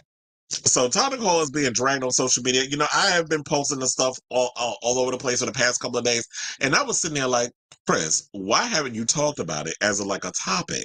But I think what I was doing was I was waiting to get enough stuff before I brought the tea to y'all. Because somebody else sent me something else. So please hold. Let me pull that up. Okay, so yeah, so let's talk about him. So he's actually being called out on social media because I think what had happened is that, you know, he created a GoFundMe at the behest of his fans because his family home, I believe that was a home that his family had been renting with his brother, his parents, all this stuff burned down. So they said in early April, because we are in April, so it was literally last week. He created a GoFundMe when his family, his family home burned down. Although at least the rapper is the rapper. He's not a rapper. He's a singer. I mean, he does rap every now and again. Let's just call him an entertainer because that's what he is. He said he wasn't for the GoFundMe and all this other stuff, but his fans and stuff said that he should create a GoFundMe. So he said a few weeks ago, I got a FaceTime call from my little brother. I almost didn't answer because I was at a work meeting, but my brother knows I'm not a FaceTime guy, and it was very I'm gonna get into that FaceTime comment in a minute. And y'all gonna know when I'm gonna bring it up because there's context to this whole story. It's a full circle roundabout situation, and we're gonna get to it. So bear with me. So he says, I'm not a FaceTime guy, and it was very abnormal for him to call me multiple times back to back. He went on to share, I answered the call of him screaming and freaking out that the house was burning down. He was home alone and trying to call my parents, and no one was answering. I do not come from money at all, and typically I would be the person to step up to the plate to help, but as a performer who was just recovering from the pandemic and the union strike myself, there's only so much I can do. I have helped where I can, but I can't get the entire family back on their feet at the moment as I'm in a transitional period myself. Finally, Todrick said he wasn't going to start a GoFundMe, but his fans convinced him to start one. He also went into detail on the devastation of the house and said that at first we thought that it was just part of the home, the living room and the kitchen, and that maybe it could be fixed, but upon inspection and going into the home, it turned out the entire home is unlivable. He also told fans via the GoFundMe that the family was renting the house. At the end of the lengthy share, he profusely thanked fans for the support during this difficult time. Now, I'm wondering, is there homeowner insurance on this situation? Inquiring minds want to know. So, and they also said that, I should point out that as of this report, the GoFundMe, um, he made over 10K. So he made over the budget. Now, child, there's this white queen that, wait, hold on, because I'm going to pull that up in a second, that decided to go in and let have on Miss Todrick. But it may come to surprise to y'all, but I might actually come to Todrick defense in this thing. Now, bear with me, because it's a lot. Okay, so I'm going to also point out this. So now, while commenters expressed their concern and well wishes for the family, there was also some backlash. One person Matthew Stevens, who I'm going to play his clip in a second, they said he posted this thing about the house burning down, but he then, and this is where I feel like Todrick is someone who has a lack of not reading the room. You had this whole thing about this thing, but then all of a sudden, not too long ago, like shortly after, he has a birthday party. We had horses, a petting zoo, a bunch of stuff. 24K, a Cartier on his wrist, a G-Wagon in the driveway, all the other stuff. And here's the thing. Instead of asking people for the GoFundMe, if y'all seen his YouTube show, House of Hall, which I think I might have told y'all that I had seen it, he came up and was like, showing off all this vintage stuff that he owns up in there, all the furniture. Like he has his whole bedroom is Louis Vuitton. He has like I believe one of the two costumes that was worn in Wicked and those other stuff. So he has a lot of expensive shit up in that house. I'd have been like, you know what? I understand this is sentimental value and all this other stuff too, but you can't get your family back. You can't get another mother. You can't get another brother. You can't get another father. You can't get another whoever's lived up in that house. So what I would have done was I would have sold some of that shit up in there and I would have put up the money to take him, put my family up somewhere else.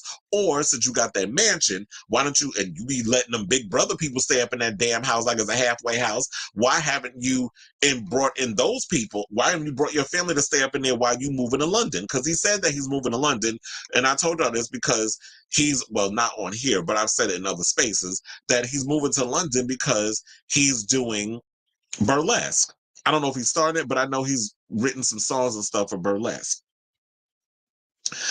But he also went on to say, I'm going to see if I can pull this up. It said, I struggle sometimes to decide whether or not to address controversy, but in my experience, saying nothing allows the internet to paint your narrative, and I'm not interested in allowing that anymore. I just want to be crystal clear. I would never spend money that my fans raised during a traumatic time for my family on a birthday party. I wouldn't, under these circumstances, spend my own money on a party either. Everything at my party was either gifted or sponsored, and it was organized by someone very close to me who knows I've been going through a rough time and I wanted to celebrate me on my birthday and going away party. So he addressed it, but for entertainment's sake, child, let's play this clip. It is White Queen trying to read Todrick down to the floor. Todrick Hall is asking fans for money because he says his family's house has burned down. In the GoFundMe, he says, typically I would be the person to step up to the plate to help, but as a performer who's just recovering from the pandemic and the union strike myself, there's only so much I can do. Now, this was just 3 days ago. He set a goal to raise $10,000, which he has already hit. But last night in Los Angeles, he threw a birthday party. There was a petting zoo, horses to take photos on, a mechanical bull, at least 3 drag performers, a tattoo artist, multiple photo stations. This is the one that you stand on and it spins around you to make a video. Another photo booth. Cakes like this in Los Angeles don't cost less than $500. And that's not even including any of the booze. There were a lot of people there. But what made me cringe the most was this video one of his girlfriends posted. Todrick, you guys, what is his life? If you don't know, I used to be a celebrity assistant for like an actual celebrity, like an A-list celebrity. There's no way, if I'm being very conservative with my math, there's no way that party cost less than $15,000. I bet it was at least $20,000. I just cannot imagine coming on the internet telling people that my family's house burnt down, asking them for money, saying that I couldn't afford it, and then throwing a $15,000 to $20,000 party. Says that while wearing 10K of Cartier bracelets. I'm just letting you guys know that just because somebody has Cartier bracelets or something does not mean that they don't have a struggle. I know that sounds crazy, but people... And actually, he's not wearing $10,000 worth of Cartier. He's wearing $24,000 worth of Cartier. I know we're all empaths, but there's like legit con men out here, and you guys need to be careful where you're spending your money. Todrick Hall is... So, yeah. So apparently, and like I said, it looks bad on his part. And this is the picture of like at his party or whatever, where he's the birthday party got Reba Simone and her wife there. You have, I have no idea who that girl is. So yeah, there's a lot of pictures. Oh, is this? Oh, I forgot. That's Liam, the one he's supposed to be in a relationship with, but no shade. I do not get any kind of chemistry between either one of them. So yeah, that's the new boo. If you've seen his show on House of Hall that's on YouTube, they have a thing where they've been showing them two together, and the boyfriend and him, there's like one scene where they're actually talking about getting a surrogate and all that other stuff. So I'm sure that what's going to happen if he's doing House of Hall, let's see if this episode ends up on the thing, and then he'll go in further and talk about. And Cynthia Bailey, who will show up at an envelope opening, she was there. And it's funny how a lot of y'all are so unoriginal. It takes Beyonce for y'all to want to do some country stuff. Is that Jeffree Star? Bitch, why would you invite Jeffree? See, now, child, I heard Colleen Ballinger was there. Oh, Selena S. Titties, I believe, was there. Oh, I know who this is. You know, a lot of the girls, these are a lot of the LA queens, yeah. He was also on for the black dudes here. He was on, that's Tokyo. He was on for The Love of Dilfs, the first season. And she looks familiar. So yeah, they had all this stuff over there. It was like a lot of y'all lack originality where y'all gotta sit up in here and do this cowboy thing because of Beyonce. It's like, child. Anyway, the gays are supposed to be the ones that set the foundation. We following what Beyonce doing. But to defend Todrick in this, I will say this also. Now to finish the story up. So he did post that thing up on there, but I think it was after T.S. Madison and Craig talked about it on the Maddie in the Morning show. So Craig brought it up. Craig was going in on Todrick, saying what a lot of people were saying. A lot of us what we was thinking. So then he sent a voice note through T.S.'s phone because she was like, you send a voice note or whatever. He was like, call your friend up. And because I think there was a recent video where it showed that Todrick and T.S. Madison was hanging out. So she put up, so she was like, she handed him the phone. He did the whole voice note. He said, his sin. She sent it. I kid you not, 5 minutes later, Todrick called her on the phone. They went to a little break because, you know, and the one thing I do love about that is like, you know what? I'm going to respect boundaries. I'm not just going to ambush you and be like, child, we live. and then you ambush me and you put me in a position where it's like I can't trust you. So I love people like that. Don't do no Tasha K shit where it's just like y'all gonna put the phone up to the mic and just because you want ratings and stuff that you won't put this person on blast. I'm gonna give you the grace to explain yourself and then we gonna put it for what it is. So without further ado, we have that clip as well. I told you I was coming receipts heavy today. And we're gonna play that clip right now as a class. Please hold. Hey, so I'm gonna send you the link, Todrick, and you can just like if you want to slide through. I'm finna take. He on the video set. He can't. Do you have time now or no? No, there's no way. I'm on set. I just he on set. Because I saw when Tia Okay. in Texas, I have to respond. That's right. So here go Todrick right here, y'all. Tell them what they said. What happened, Todrick? So I had a friend come through because I'm going through a lot of things in my personal life on top of everything else. I'm moving to London. I'm packing up, selling my home, and she was like, I just want to celebrate you for being so tenacious. I'm gonna get some stuff together. I do party planning. I'm gonna volunteer my time, and a lot of these people just donated things. People donated a mechanical bull. She bought me a cake, and basically everybody just came and had a party at my house. My house looks lavish to people, but we didn't spend money on the video. There was a DJ there that came and was like, we're just gonna come and plug some music up and celebrate it. I don't know what people saw that looked like we spent.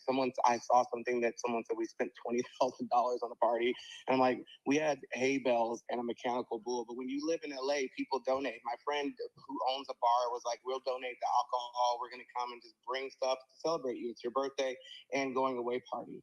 So that's all that happened. I said that. That's what I said. It was me for being. It's good that I'm devil's advocate because I said that. Because that's what I said. I'm like, girl. Okay. Yes. No, my parents' house really did burn down in real life, and I would never use GoFundMe money that people give me to throw a party for myself. That would be ridiculous. But yeah, I was not in a position that I would love to be in, to be like, I confront this right now for my parents. And so people that were my fans that heard about it said, go create a GoFundMe. My fans asked me to. So I was like, great, I will do this if anybody wants to donate. And so then I did. But yeah, it's always a tricky situation. But yeah, people donated a lot of stuff and came through, people that I work with all the time, and they really showed up for me for my birthday and made it really special. There we go. Thank you, Todrick. Call me when you go. All right, so there you have it. He spoke exclusively to Tia's Madison. He told her to Tia what happened. And I do believe that post that I read to y'all earlier about what he said that he would never create a GoFundMe to do all the other stuff.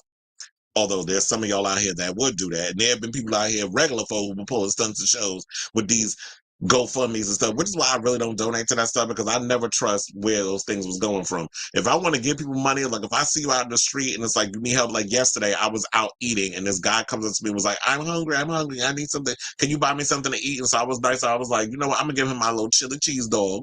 And I gave it to him and he said thank you, and he went about his business. So I was like, I'll do that for you, but I'm not getting up like buying the whole thing. Like if I got food with me, I'll give you some food, and I'll be like, you know what, I'll buy me something else, because it's like everybody out here struggling, people going through some things, and I'll help you when I can. But with this situation, I just say, like, Todrick, in general, it just looks bad on your part, because it's like you talking about your family home burned down, and you talking about, oh, well, I just want to celebrate you. So it could have been the ego thing. Oh, yeah, girl, let's just throw a party. But I would have been in my mindset of just like, you know what? I don't think it's a good time, because it's not going to look good. It's the fact that my family out here is, you know, they lost their home. There's some struggles. I don't know if the house had home insurance or whatever on it. It should. And then you out here living the lavish life. Now, I understand, like, here's the gag, what a lot of people don't realize. Like, a lot of times when you see these people living in these lavish homes and stuff, first of all, it's being rented. They do not own it. A lot of times these actors, celebrities, whatever, out here living paycheck to paycheck. And it also said, according to reports, Todrick is worth $12 million. Now, just because your net worth, according to Celebrity Net Worth, I should say, because they're the ones that put it out there. If you got $12 million, just because you are worth $12 million, don't necessarily mean you have $12 million sitting in the damn bank. We had this conversation not too long ago when we talked about Taraji. We always about, oh, she worth all this money, then why she talking about she broke? It's because y'all do realize after the taxes, when you play them roles, you got to pay your taxes, which is 50%, correct? You also have to pay your manager, your agent, your makeup artist, your hairstylist, your wardrobe person. You got to pay your assistant. You got to pay all these people that is in your circle before you even get to see an iota of the money you made from playing that part. And a lot of times we're not going to sit up in here and act like that the industry don't be trying to lowball people when it comes to situation, even though they've been in the game for a long time. So on one hand, and you know, Todrick is one of those typical homosexuals when you want to sit up out here and you want to floss and act like you got more than what you have, when the reality sets it is like, well, damn, I really don't have the money. So it's funny because it's like people will look at the situations like, oh, he has all this money. Oh, you rich. Oh, you showing off this big house with all this furniture. Like you saw his closet, his walk-in closet with all the clothes and stuff up in there. So when you showing that, when people look at that, it's like, so why are you asking us for money, but you living like this? So it's always about perception. And I feel like he needs to look at that way. So yeah, on one hand, while y'all may be up in here living paycheck to paycheck and saying that what you see isn't always the truth in regards of like the lavish lifestyle, then a lot of y'all need to stop trying to act like y'all Robin Leach and acting like y'all living the lifestyle of the rich and famous. You need to stop faking the funk and stuff with that and be honest. That's why I tell y'all to this day, one of my favorite episodes of Cribs is the Redman episode, because Redman like, I'm gonna show y'all how I'm really living and I don't care. So y'all gonna sit about here and do that. It's gonna be hard for people to feel sorry for you. But the man got over 10K regarding, you know, the GoFundMe. So clearly y'all was out here supporting it. And if y'all like it, I love it. But let me know down in the comments what y'all think about this story, because you know, I had to break it down. I know this is a long one. I'm gonna have to cut up put on social media. So the rest of y'all out here that's making these little videos, I want to hear what y'all got to say. Like Tommy and Taliana, you know, you've been on TikTok a lot lately doing these Todrick Hall videos. I want to see if you saw this thing, and I want to hear your follow-up, because you can't be out here, y'all can't be out here saying one thing about Todrick is this, and this, but you're not going to follow it up with he actually went and spoke out, and this is what transpired. So y'all need to be fair if y'all going to play in this space called, you know, entertainment. Said, yes, they sent him money. I showed y'all to GoFundMe. He's just greedy. He doesn't pay his dancers, so why would he spend his own money? Yeah. Ooh. Yes, like Goodwill. I remember Left Eye's breakdown about TLC ended up broke. Candy Burris says she never seen a net worth website that was actually accurate. I think I do call BS on that. And speaking of which, I need to know if Candy and them spoke out up against Latasha in this frivolous ass lawsuit that she trying to come up with about this the cop, what is it, the using of the name Escape, which she don't own. First of all, she need to be punching the air at her damn husband for ruining her damn solo career. Well, not even solo career, just her career in general. Listening to that man, he has ruined her, because these girls still out here flourishing and making money. If you got Candy mind, the business mind, they'll forever be making a coin.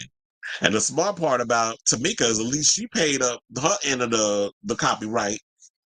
Latasha out here being a dun-dun-dun. All right, so now let's get into Tyler. You know what?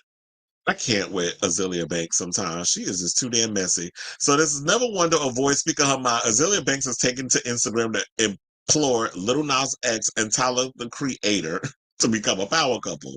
Now, Tyler, the Creator, has responded to Azealia after she said on social media that he and Lil Nas X should stop dating only white men and actually date each other, saying, I really think Tyler, the Creator, and Lil Nas X should get over their obsession with broke white Bussy and become a power couple. I think the sensationalism of successful black men toting trailer-ass rent men hookers as arm candy is played, predictable, and they're both obviously being objectified and plotted on by these boys for hire. Well, could somebody send this note to Jerrod Carmichael? Because I don't know why she's dragging Lil Nas X in this conversation, because Lil Nas X, I've never seen him date a white man. The last person I've seen him actually publicly come out and say he was dating was that dancer who's black. He light skinned, but he black. Or mixed. I don't know. I think he is black. But Lil Nas, I think, is she referring to the TikTok video where he was promoting his latest song? I don't remember the name of it. And then there was somebody's hand that was touching his face while he was rapping. And then there was that whole situation where someone came out and said, "Oh, this is why these white boys be going, these black men be going with these white boys," that whole rant. And then he was like, "How do you get all that from a 17-second video?" So I'm wondering if she's referring to that. But Lil Nas X has never been one to do that. Now, I would love for Miss Banks to go in on Jerrod Carmichael, especially the next topic we'll be going to get into about him and this whole race play mess. So it said the idea of spending the extra hardly earned black male dollars on some cheap white bus is extra whack. And you know what? She is such a damn. She also said, "No more white Taco Bell eating Caucasian twinkery, guys. The image is not giving. U2 as an item would shift culture so hard, and Tyler can teach Lil Nas X how to rap so he could stop doing his Azealia Banks impression and fire all those weird white creative directors who obviously have no point in reference or respect for the nuance, sheer musical opulence, and political groundwork laid out for him to inherit. And he have to stop day trip beats. Lil Nas X should be working with Jeff Mills, Byrell the Great, LS. Oh my God, I do love me some LSDXOXO. That is one of my favorite producers right now. If y'all have not heard his stuff, he's everything. And Kevin Prodigy, bitch, okay. Azealia, I need you to be an A&R because you basically know the people that he should be working with. So she said Kevin Prodigy, Babyface. She said, yes, I said it. Jonathan from New Body, Duke Dumont. Now, Duke Dumont is another one of my favorite DJ producer types. Like, his house beats are everything. I work out of Duke Dumont when I'm at the gym. She said, please no Arca or Mike Queef. She's ever worked with Arca? Arca be taking themselves too damn seriously. She said, River Moon, another artist that I love, Mickey Blanco. She said, Mickey Blanco, bitch. I'm like, let me find out you know who Mickey Blanco is. When he's really tearing ninjas with the bars. Mickey is such a beast when he wants to be, but coming from your Maya favorite daughter, when I was the only person giving him credit for his sheer utter skill and trying to redirect the convo of his art out of disposable, vapid, white gay media's BS, LGBTQ, icon pigeonholery, and overstate that the bitch has bars, he tried me for a bitch who wouldn't ever speak his name or be able to articulate what he meant for hip-hop. And I have to say, Mickey Blanco definitely is that dude where he's basically a queer hip-hop pioneer. Like, I just love his music.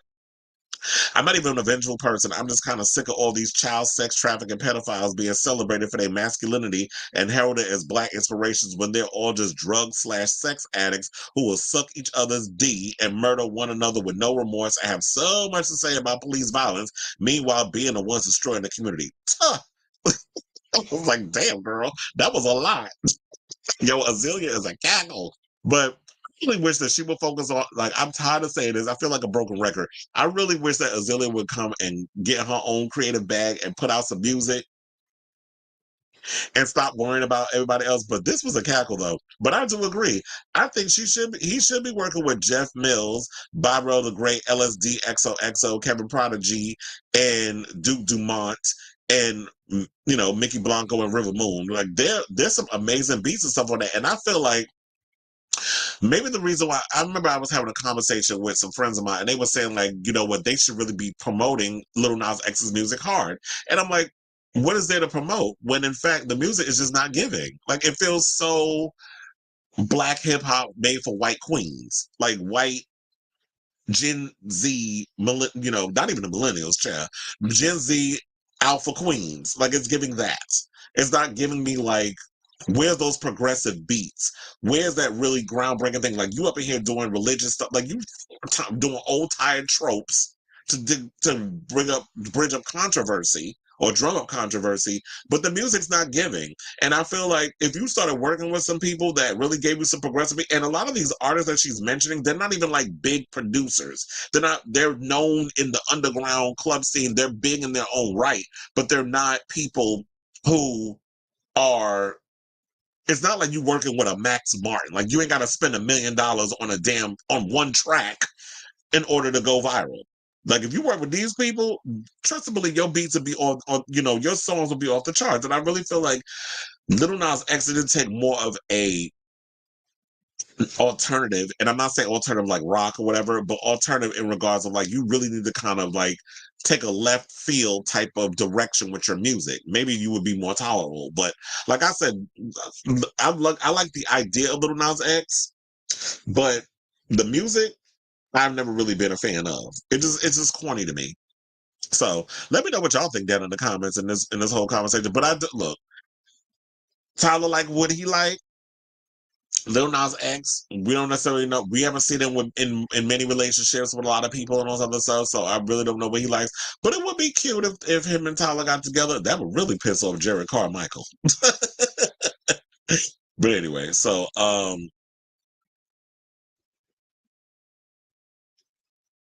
let me see. It said, while I know that will never work, Azealia is spot on. I see so many black men date mediocre looking white and non-black partners, but when it comes to their own, they have to be a child, you better tell it. It's funny how we put so much emphasis on our own people, but look, this is what I've been talking about so much about white mediocrity and the whole fact of y'all will praise Taylor Swift like she is the second coming of Jesus, but let it be Beyonce. Y'all want to sit and throw her, oh, she got a damn near, do somersaults through, flames and make sure her wig don't catch up on fire in order for y'all to feel like she ain't. But Taylor, all she got to do was a little, twitch her non-existent ass on the stage. And, yes, I ain't even falling out, passed out. I was like, child, get on my line with the foolishness. But anyway, so it's crazy to me that people who aren't even here for the gays now want to dictate which flavor of is successful. Uh-huh. Oh, you talking about because Azealia be homophobic or that stuff that she said. I remember Mickey was in her video for Dark Ballet. I knew somebody was going to bring it up in the comments. I said, but I'm tired of us having to tell these men what they should do. They know, but they don't care. But we also need to talk about as well that the black community isn't as open-minded as they like. And that probably will play into maybe one of the reasons why Jerrod Carmichael is the way he is that black people aren't as open-minded to claim they are and will chastise one another to the highest level. Her whole career is talking shit about people. Well, look, at least if you're going to talk shit about people, make some money doing it. Start a podcast, Azealia. The thing is, many black hip hop and hetero community don't fuck with Lil Nas X. Was probably why he hasn't worked with any of them. Well, look, all the people that I mentioned aren't even heterosexual. Mickey Blanco was not even heterosexual. Mickey Blanco was. Well, I don't know, because sometimes he switches up. One minute he trans, next minute he's gay. Then he talks about his HIV status. Mickey flip flops a lot, so I'd be confused in regards to what he is. But he is a member of the LGBTQ LMNOP community. He is a member of the Rainbow Mafia. He carries a card. So,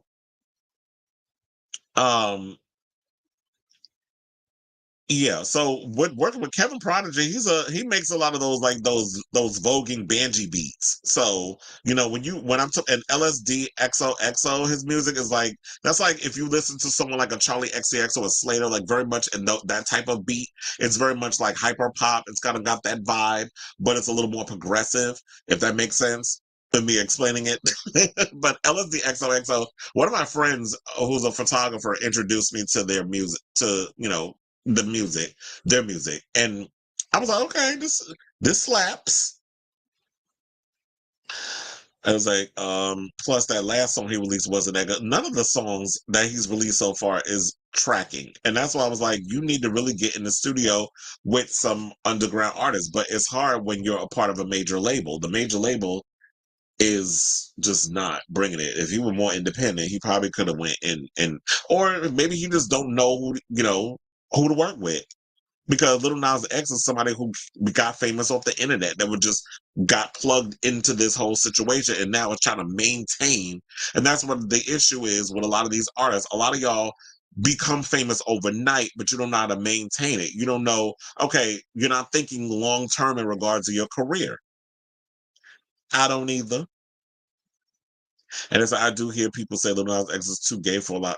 Is he? Because that's like saying JoJo Siwa is too gay. I'm like, and Chad, did you hear that foolishness that this heifer had the nerve to come out to nobody's ever done it, so I'm gonna come out with gay, like gay pop or something. I'm like, bitch, are you new? Do you live in a bubble? Because there's been a lot of gays that have been making gay pop music long before we even knew you even had the talent to make music. Because we all know JoJo can't sing, but so I will stick with the other JoJo, the one that was a part of Black Round Records. That's my JoJo. That other JoJo, y'all could throw her out the pasture, take, wherever you put her somewhere else. But that new song she got, what's it called? I don't care. It's trash. The video is a mess. The poor man's Gene Simmons makeup. Who advised her with that? That Ice Capade's black outfit that she had on looked a mess. It looked like she was probably doing Skating with the Stars. That's what I initially thought that she was doing. I was like, she the new contestant, Karma. Well, she gonna get her karma when that album flops or that song. Cause that girl. And then I heard it was a rejected Miley Cyrus track from the Can't Be Tamed era. To she want to have her Miley Bangers moment. Child, quiet as it's kept, people wasn't even buying into that Miley Bangers moment. So I feel like if you're gonna progress and you're gonna transition into being like this bigger artist or whatever the case is, people need to kind of like, you need to be able to find a way to do that organically and not force it. And it's coming across as she's forcing it. She's trying to be like this bad girl, rebellious type of chick. There's this girl, I need to tell, there's a video that's going around from, I don't know if you ever heard of this YouTuber. Her name is Kayla Says. She's from New York too, us with our mouths. Like we give it to you straight with no chaser. She did a whole video on JoJo Siwa. I'm posted on my social medias. When she was talking about this Karma song and everything, I was like, she is spot on about this whole video. I mean, and talk about the whole rollout of JoJo and stuff, and all the stuff that goes on with that. So later on, when I'm done with the show, I'm gonna post that probably on my Facebook or Instagram stories, or whatever, so that way people could see that that video, because child, Kayla Says read her down to the ground. And she's like, I don't think people are going to say I'm being mean. I don't think I'm being. I said, child, you was not being mean. You were spot on. And sometimes people, when you speak the truth, or when you have a real good observation of people in a rollout and the team behind them that's pushing this agenda, or whatever, sometimes people equate that with being mean. But I'm like, since when is being truthful being mean? And so Felix knows who Kayla Says is. And it's, I watched the J-Lo one too. That was a cackle. I posted that on social media. So I was like, child, y'all need to watch this. Because everything she said in there, I've been saying for weeks. In my multiple J-Lo videos. Sidebar, I did hear that J-Lo was trying to shut people down from speaking negative about her. Another one that lives in a damn bubble. I was stalling because, child, it's going to take a lot of bandwidth for me to get through this foolishness. Let's talk about Jerrod Carmichael. Okay. So, I don't know if y'all watched his HBO show. I have not. I am saying that I refuse. First of all, I watched the trailers and everything. I'm like, first of all, I find nothing appealing about this man. He looks like a whole clown. He literally, no shade, looks like, what reminds me of? Lakeith Stanfield in Get Out. That's what he reminds me of. He reminds me of Lakeith Stanfield. Remember the part where they said the buzzword and his nose started bleeding and he started like freaking out and they had to go take him in the back and bring him back to the sinking into the floor type situation. That's what Jerrod Carmichael gives me. He's already been a victim of them white folks out there in that Get Out movie before Chris ended up killing all their ass. Shout out to was it Daniel Kaluuya that was in that movie? Who was in that? I forget. It's been so long since I've seen Get Out. Actually, I saw that in the movies too. That movie freaked me out. But anyway, let's get back to the show. So they said that comedian Jerrod Carmichael's joke about race-based role-playing with his white boyfriend isn't getting as many laughs as it is raised eyebrows and anger. The comedian continued to pry open his personal life, introducing viewers to his boyfriend and getting candid about his history with infidelity and sex addiction. Throughout the self-titled episode, Carmichael shopped for a therapist after cheating on his long-distance boyfriend, Mike. Viewers watched as Carmichael kissed a stranger in his apartment before revealing strong feelings for his partner just moments before. I'm in a relationship and I want to be monogamous, and then he wasn't in the city I was in, Carmichael said. That's all it took. Well, a lot of times these girls don't be giving a fuck if you're in a relationship. Child, that's just the name of the game in the world of being gay. And don't, it's no shade. I'm just saying. As Carmichael's brainstormed jokes for his next show, and he needed to brainstorm a little harder because I've yet to hear a joke that I've laughed at from him. He contemplated the role comedy plays in addressing his incessant sexual desires. After settling on a therapist, he opened up about his sexual history, revealing that he became sexually active at a very young age, saying, "I was a very sexual child since probably I was 3 or 4 with older kids. I definitely had experiences with boys that I hid in my teenage years into my 20s, beginning secret sex with guys." When asked about how many sexual partners he had, Carmichael estimated that it was around 1,000, but after sharing the figure, he admitted that he still felt like he was lowballing it. As Carmichael navigated the landmines of his relationship, he questioned what he was willing to give up to satisfy his sexual urges. He attributed his sex addiction to early childhood trauma and shame. After Carmichael met up with a man from Grindr, he retreated to his walk-in closet, called for God, and said he felt spiritually unclean after the interaction. He revealed his greatest demons are monogamy and masculinity. "Sex offers me power and control. It's an escape. I use it to escape." Now, it says throughout the 8-part series, Carmichael exposes deeply personal elements of his life, including how his religious mother has struggled to accept his identity and how he reserved father still started a family with another woman. In the first episode, he confessed to having a crush on his longtime friend, Tyler, the Creator, which we already saw. And then I was like, yeah, that you picked the one black person that you knew was going to run over there with the white queens, because that's what he likes. He also revealed in Esquire that he struggles with saying "I'm gay" after publicly coming out in his Emmy-winning comedy special Rothaniel, a large part due to how sexuality has mocked in the comedy world, saying, "I still think saying you're gay is saying something wrong with you. And so much of comedy is just gay jokes. As long as people continue to laugh at it and mock it, and as long as it's a punchline, it's going to be scary for somebody and it's scary for him." And then, in the episode, he was admitting to the audience that he's, in one of his stand-ups, that he's into race play and jokes that he himself is a slave and his YT boyfriend is his slave master. Now, I understand you going through your traumas and dealing with stuff, because when you coming from the South, you dealing with the church, and the church has this overall shit. And child, don't get me started on how, when it comes to religion and stuff, how it was created by man. Now, I do believe in spirituality and having a deep connection with the higher being and all that other stuff. But I don't think that God is someone who is vengeful and hateful, going around saying that you're going to hell because you like someone of the same gender. Because remember, there was homosexuality existed long before Christianity. And when Christianity came on and started creating these little situations, I think I might still have the picture of or I may have deleted it or whatever the case is, because I did have a picture at one point of when it was talking about religion and Christianity and that sort of thing.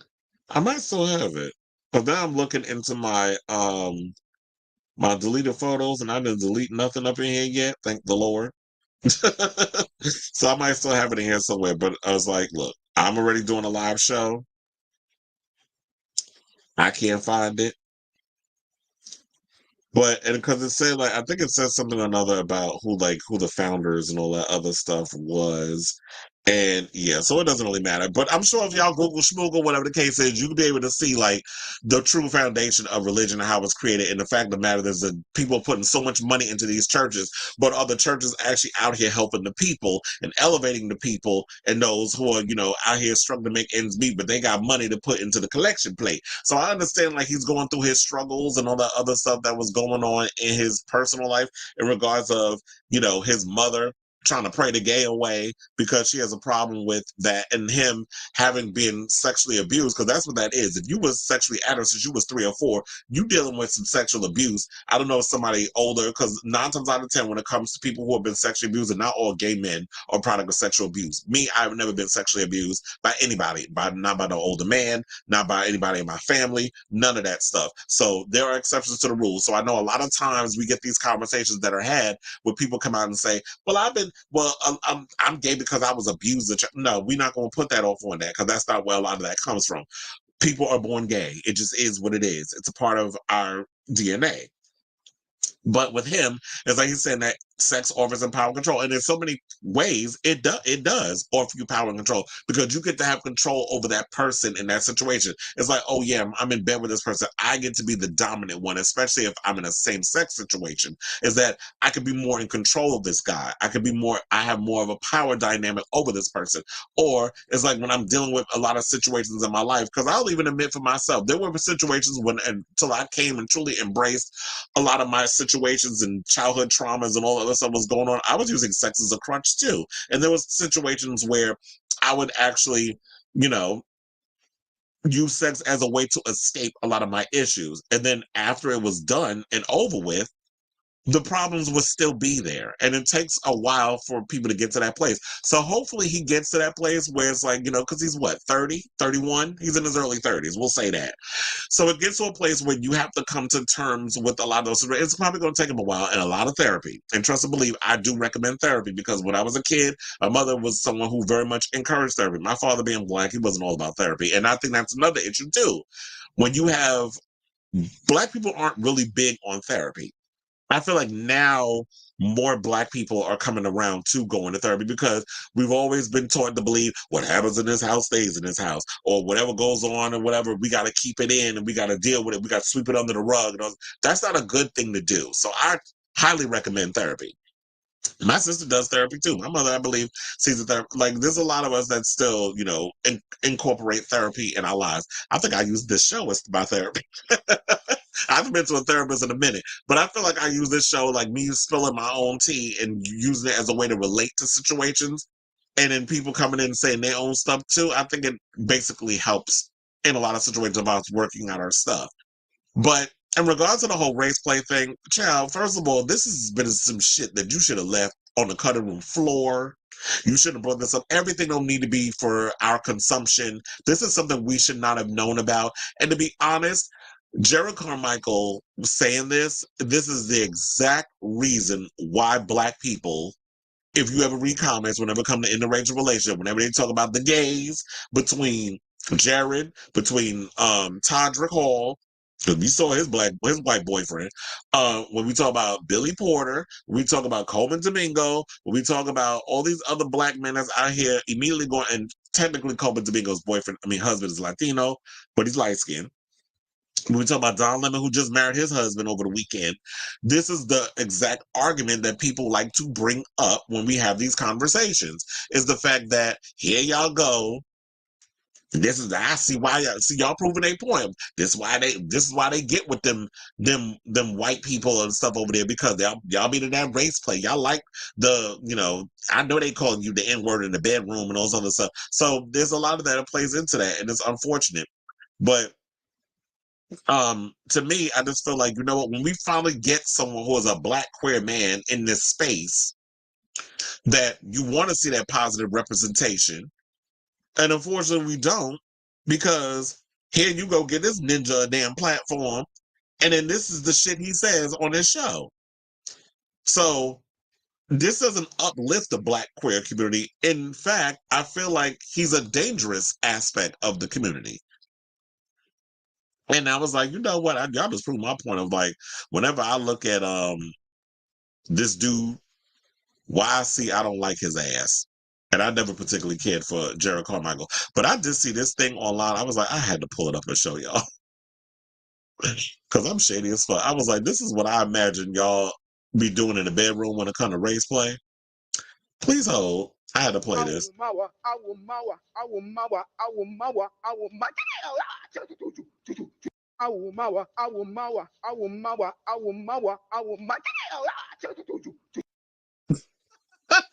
That's what I get. He up in there pleasuring himself while she doing all that shit. That's what I get that's what I be thinking race play is when it come to y'all saltines and you Negroes out here with this foolishness. But anyway, are y'all watching that tired ass show on HBO Max? I'm tired of when I'm watching something, that ad be coming up for his show, especially if I'm on YouTube. Like watching stuff, and I spend more time on YouTube, I think, than any other streaming service. So I'll be like, is this what y'all be doing? Anyway, so let me read the comments. It said J-Lo has been copyright striking TikTok. Well, I'm not showing. Well, here's the thing. That's probably why she has to come after me, because my smart ass. That's why I say I don't really post a lot of clips on here unless it's Instagram video or stuff that comes directly from people's phones and stuff. I don't post clips of people's shows. I don't post clips of people's movies, because then they try to go, they try to use that copyright infringement angle, and then I'm sitting there having a fight with YouTube and a bunch of other places to be able to have the right for fair usage of people's footage, because they don't want to be used in a negative light. It's gonna be negative, positive. Like, I even know people who are YouTubers that I speak to and commentators who have issues with it. They try to do reaction videos to movie trailers and they get flagged. And I'm like, this is free promotion for y'all. These YouTubers and people out here who are doing reviews or reaction videos to your movie trailers and stuff. This is free promotion. Take advantage of it. And the smart thing would be for y'all to invite them said commentators like myself and stuff to a lot of these screenings, so that way we can promote y'all shit. You ain't got to pay us. We get paid in the ads. But us getting the invites, but I've come to the point in my life and career that I don't like to play into these situations, because then it becomes a point of like, I owe you something. I'm not trying to owe nobody out here in this industry. I'll show up to stuff, and that's that. You can either invite me or you don't, as media. It says, and to me, that's not cute at all. That's like, that's giving me very much Roots, Django Untamed, Kizzy T. Like, no, we're not doing that. So the slave master dynamic and having non-black partners call them the N-word is way more common than, yeah, we just don't talk about it enough on this show. And you want something, even though we drag, people are dragging Jerrod Carmichael, I'm glad we're bringing this conversation up, because it's a conversation that needs to be had, and people need to be aware that, you know what, people out here doing this old nasty man. First of all, you white and you call me the N-word while we fucking, I'm giving you a donkey punch, and I'm punching you right in the back of your damn neck. That's what a donkey punch is. But that's like, you have the climax first in order to do it. But now if I'm hunching somebody from the hood that's black, and you trade and you say, I'm like, then I'm like, okay, that's different, because that's some homie shit. But if it's race play, I ain't doing that. The hell to the no. I grew up with like, I can't even say it. I'm thinking apocalyptic. Remember that from LaShawn Beyond? I grew up with epilepsy. I never had anyone talk about it as a kid. That's part of why I was so depressed. Well, I hope you're working through your whole situation. It's that I honestly have no faith with my fellow black men, regardless of sexual. Child, first of all, I'm just out here. I'm at this point in my life, I feel like I'm just out here living my best life. I can't sit up in here and try to continue to uplift the community that don't want to work on uplifting themselves. Like, I'm tired. I feel like Amanda Seals. Like, I'm just exhausted. It's like you go hard for your people, only for your own people to stab you in the fucking back. But look, I'm gonna still fight hard for my people. I'm gonna still fight hard for my black gays and my black people, women, men, regardless, and everybody. Because I love everybody equally until you piss me off, I'm gonna cuss your ass out. But I love everybody. But we got to do better as a community and stop with all this self-hatred. Because it's real out here in these streets, talking a good game about building a community and saying we're descendants of kings and whatnot. Only be doing, look, the only time y'all want to be descendant of kings is when a new goddamn Black Panther movie come out. You should be selective in regards of when y'all want to uplift the community and be from Black kings and culture. It shouldn't be whenever Beyonce put a record out. It shouldn't be whenever a Black Panther movie gets released. We need to be doing this worldwide all year round. Y'all need to be loving on yourselves all year round and not selectively. They like being degraded. Weak men can't lead nor build a strong foundation of the community. It's not happening with this current mindset. No, it's not at all. Okay, so we have, let's see, 3 more topics left. It's some drag race tea. And then we are out of here with today's show. Now, speaking of Beyonce, let's get into this King Tyra story. I think Felix told me about this the other day. So James Ross, otherwise known by the stage name King Tyra and formerly known as RuPaul's Drag Race Season 2 winner Tyra Sanchez, shared a series of Instagram stories talking about Beyonce's new Texas Hold'em Pony Up remix release. Now, for the record, Ross is a massive Beyonce fan. He is, because he's said many a times that, he does a lot of Beyonce drag. Like, he'll perform a lot of her songs. He's very much like, can we go as far as to call him a Beyonce impersonator? I mean, she's giving him enough material to be out here performing, quiet as it's kept. So so it says that he also revealed that he owns every Beyonce album on vinyl and talked about how his family gifted him different vinyl copies of Queen Bey's latest album. Now, on Thursday, April 4th, Ross posted on his IG stories comparing the official Texas Hold'em Pony Up remix to a remix that he produced and released for the song. The song read, "I'm side-eyeing this remix at Beyonce. The transition sounds awfully a lot like my remix. Give me my credit. I got a son and a tuition to pay for, too. That ain't me calling and hanging up. You know I love your mama."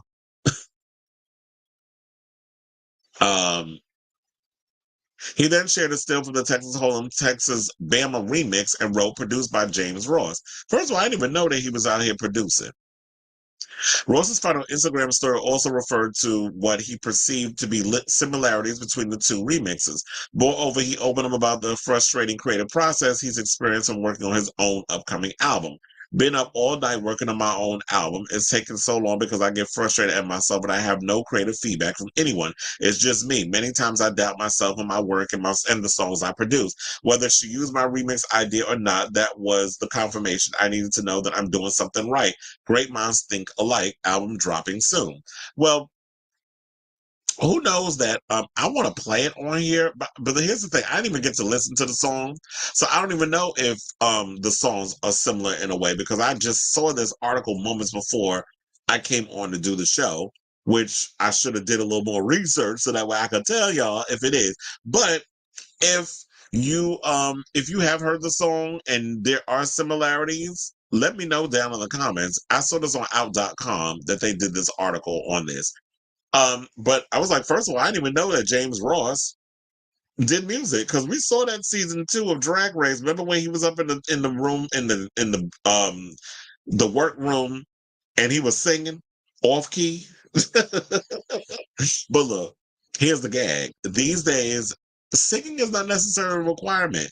You could go in the studio, you could auto-tune the shit out of it, and then when you get on stage and perform, you can lip sync to your own stuff. You don't necessarily need to sing. And then when you get gigs or whatever, if people are still booking her, if you get gigs at a lot of the club spaces and all this other stuff, you can perform your own music at these events. So there's ways that you can get around to, as a performer. That's why I would say there's singers and then there's performers. And there's nothing wrong. Like, if a performer, we already know what they give. They're going to give you a show. They're going to give you costumes. They're going to give you diva fan. They're going to give you choreography. They're going to give you all the things. So I'm not always expecting you to get up there and just hit every note and sound fierce. Naomi Campbell fierce. I need you to just get up there and give me, full on extravaganza. Then I know what I'm getting when I watch it. Just like if I go see Jennifer Lopez or Britney Spears and Janet Jackson, any of them, I'm not requiring you to get up there and hit every note or whatever. I just want to see full on, pomp and circumstance. I know what I'm getting for when I pay for a ticket. So, if this was the sign that he needed to know that this was that he was on the right track to record music or whatever the case is, then kudos to you, sir, and continue to push whatever it is that you push in regards to your music. But it would have been nice if like with me as whenever I'm creative or whatever, or creating, it's always good to have like somebody that can help you and be a partner in the feedback and stuff, like a co-producer or something or another. So it's like you can keep me on the right track in regards to what I'm doing. It's like I know what it is that I want to do. The foundation is there, the ideas are there, but I need someone to help me execute said ideas, which is why I love collaborating with other people. Because it's like I need you to kind of help me judge everything together and execute the ideas that I have in my head. Excuse me. All right, so we have, it said, yeah, Tyra is saying, "Where's my credit?" After hearing that Lady Boy performance in season 2. I didn't know either. That's why I said I was shocked when he stood up here and told about that he's making music.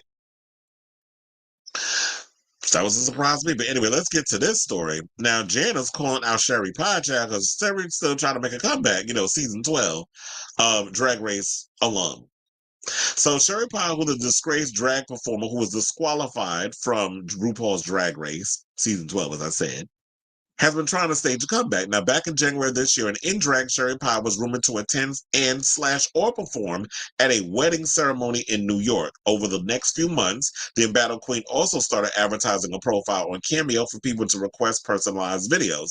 After this writing, a Cameo video from Sherry Pie will cost you $40. Now, when fans started to share photos and videos of Sherry Pie advertising her presence on Cameo, Drag Race star Jan, well, she goes by Jan Sport, but because she was on the show, due to copyright and all this stuff, she had to go by Jan, or just Jan.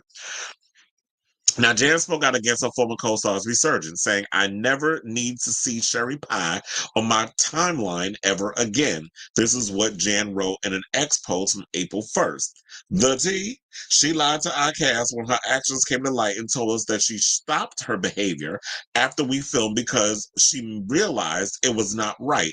Cut the same proof of the same behavior a week before we aired. So I think that's probably, so now this makes sense because we didn't notice in the beginning. Remember when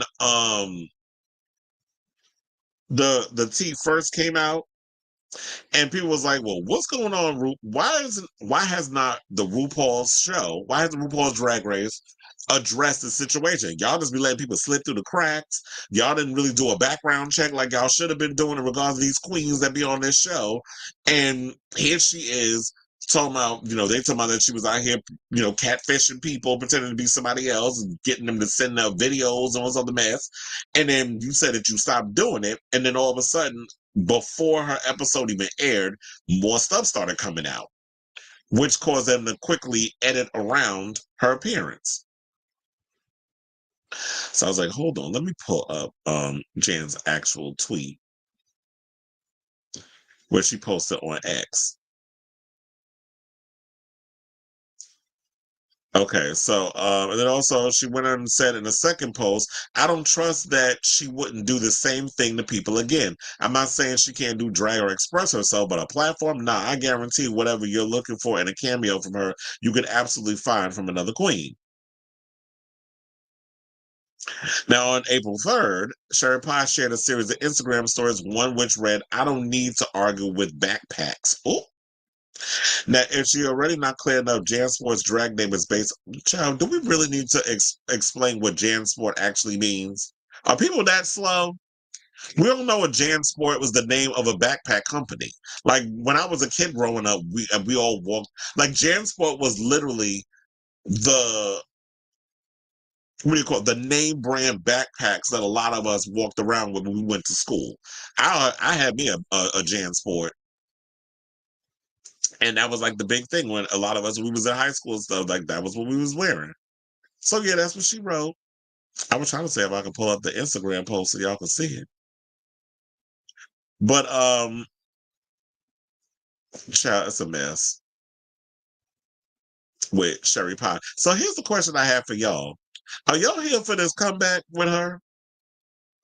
Because now, I was giving y'all kind of a pretext of what it was. So basically, she was allegedly pretending to be a casting director and corresponding with 5 up-and-coming actors who reportedly sent pictures and videos of themselves, sometimes sexual in nature, under the impression that they were participating in a casting process for big projects in film and TV, but those casting opportunities were fake, as was Sherry Pie's name, while corresponding with those actors under the catfishing persona of a casting director. Now, RuPaul's Drag Race, VH1, and World of Wonder issued a statement that said, in light of the recent development of Sherry Pie's statement, Sherry Pie has been disqualified from the show, and out of the respect for and the hard work of the other queens, VH1 will air the season as planned. Sherry will not appear in the grand finale scheduled to be filmed later this spring. Which is what I wish they would have did instead of just like editing hard around her her situation. And they said that the Queen and the company even launched an official collaboration earlier this year of JanSport branded JanSport backpacks and apparel. So yeah, for the show, she couldn't,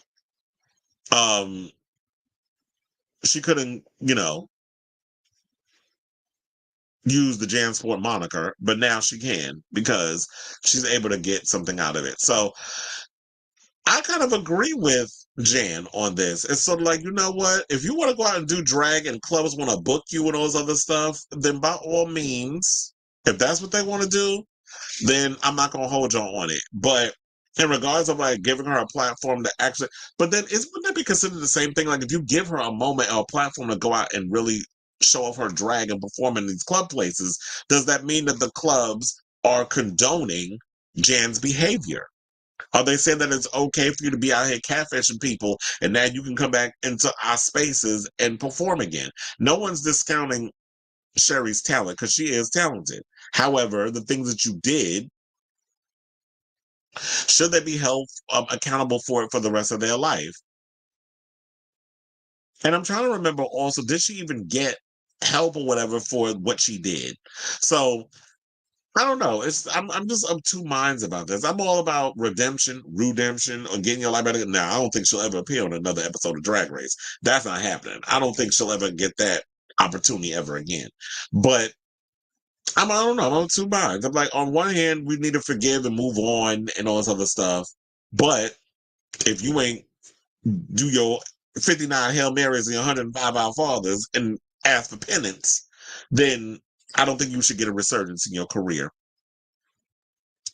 Okay, so yeah, she was pretending to be an agent. I did see the unedited version of season 12 on Turnaround Plus. I don't think she should have won as much as so they uploaded because I haven't watched it. Like here's the thing. I have been rewatching old episodes of Drag Race. They must have recently uploaded the unedited version because I don't remember seeing it, which she won so many damn times. I do remember they cut around her thing so hard. And maybe I didn't watch that season after, her situation. So I may have to revisit it now. I'm currently in All Stars 3. That's what I'm watching now with Shangela and Trixie Mattel and Kennedy Davenport and all of them girls. So that's what I've been rewatching lately. But yeah, they basically had her winning a lot. And then say, yeah, it makes me think of drag queen we had down here who was a Trump supporter. So it's sort of like if you are, and that's what I don't understand. Like, how you a Trump supporter and you do drag, and his community don't even like you, and they're trying to do everything they can to ban drag queens from performing, reading to kids, and all this other stuff. So I don't understand the point of that. Okay, so let's get to our final topic, and let's get to a drag race queen from the current season 16, who has quit social media over bullying. So Drag Race star Plain Jane has defended a fellow top 4 contestant who quit social media following trolling from the show's fan base.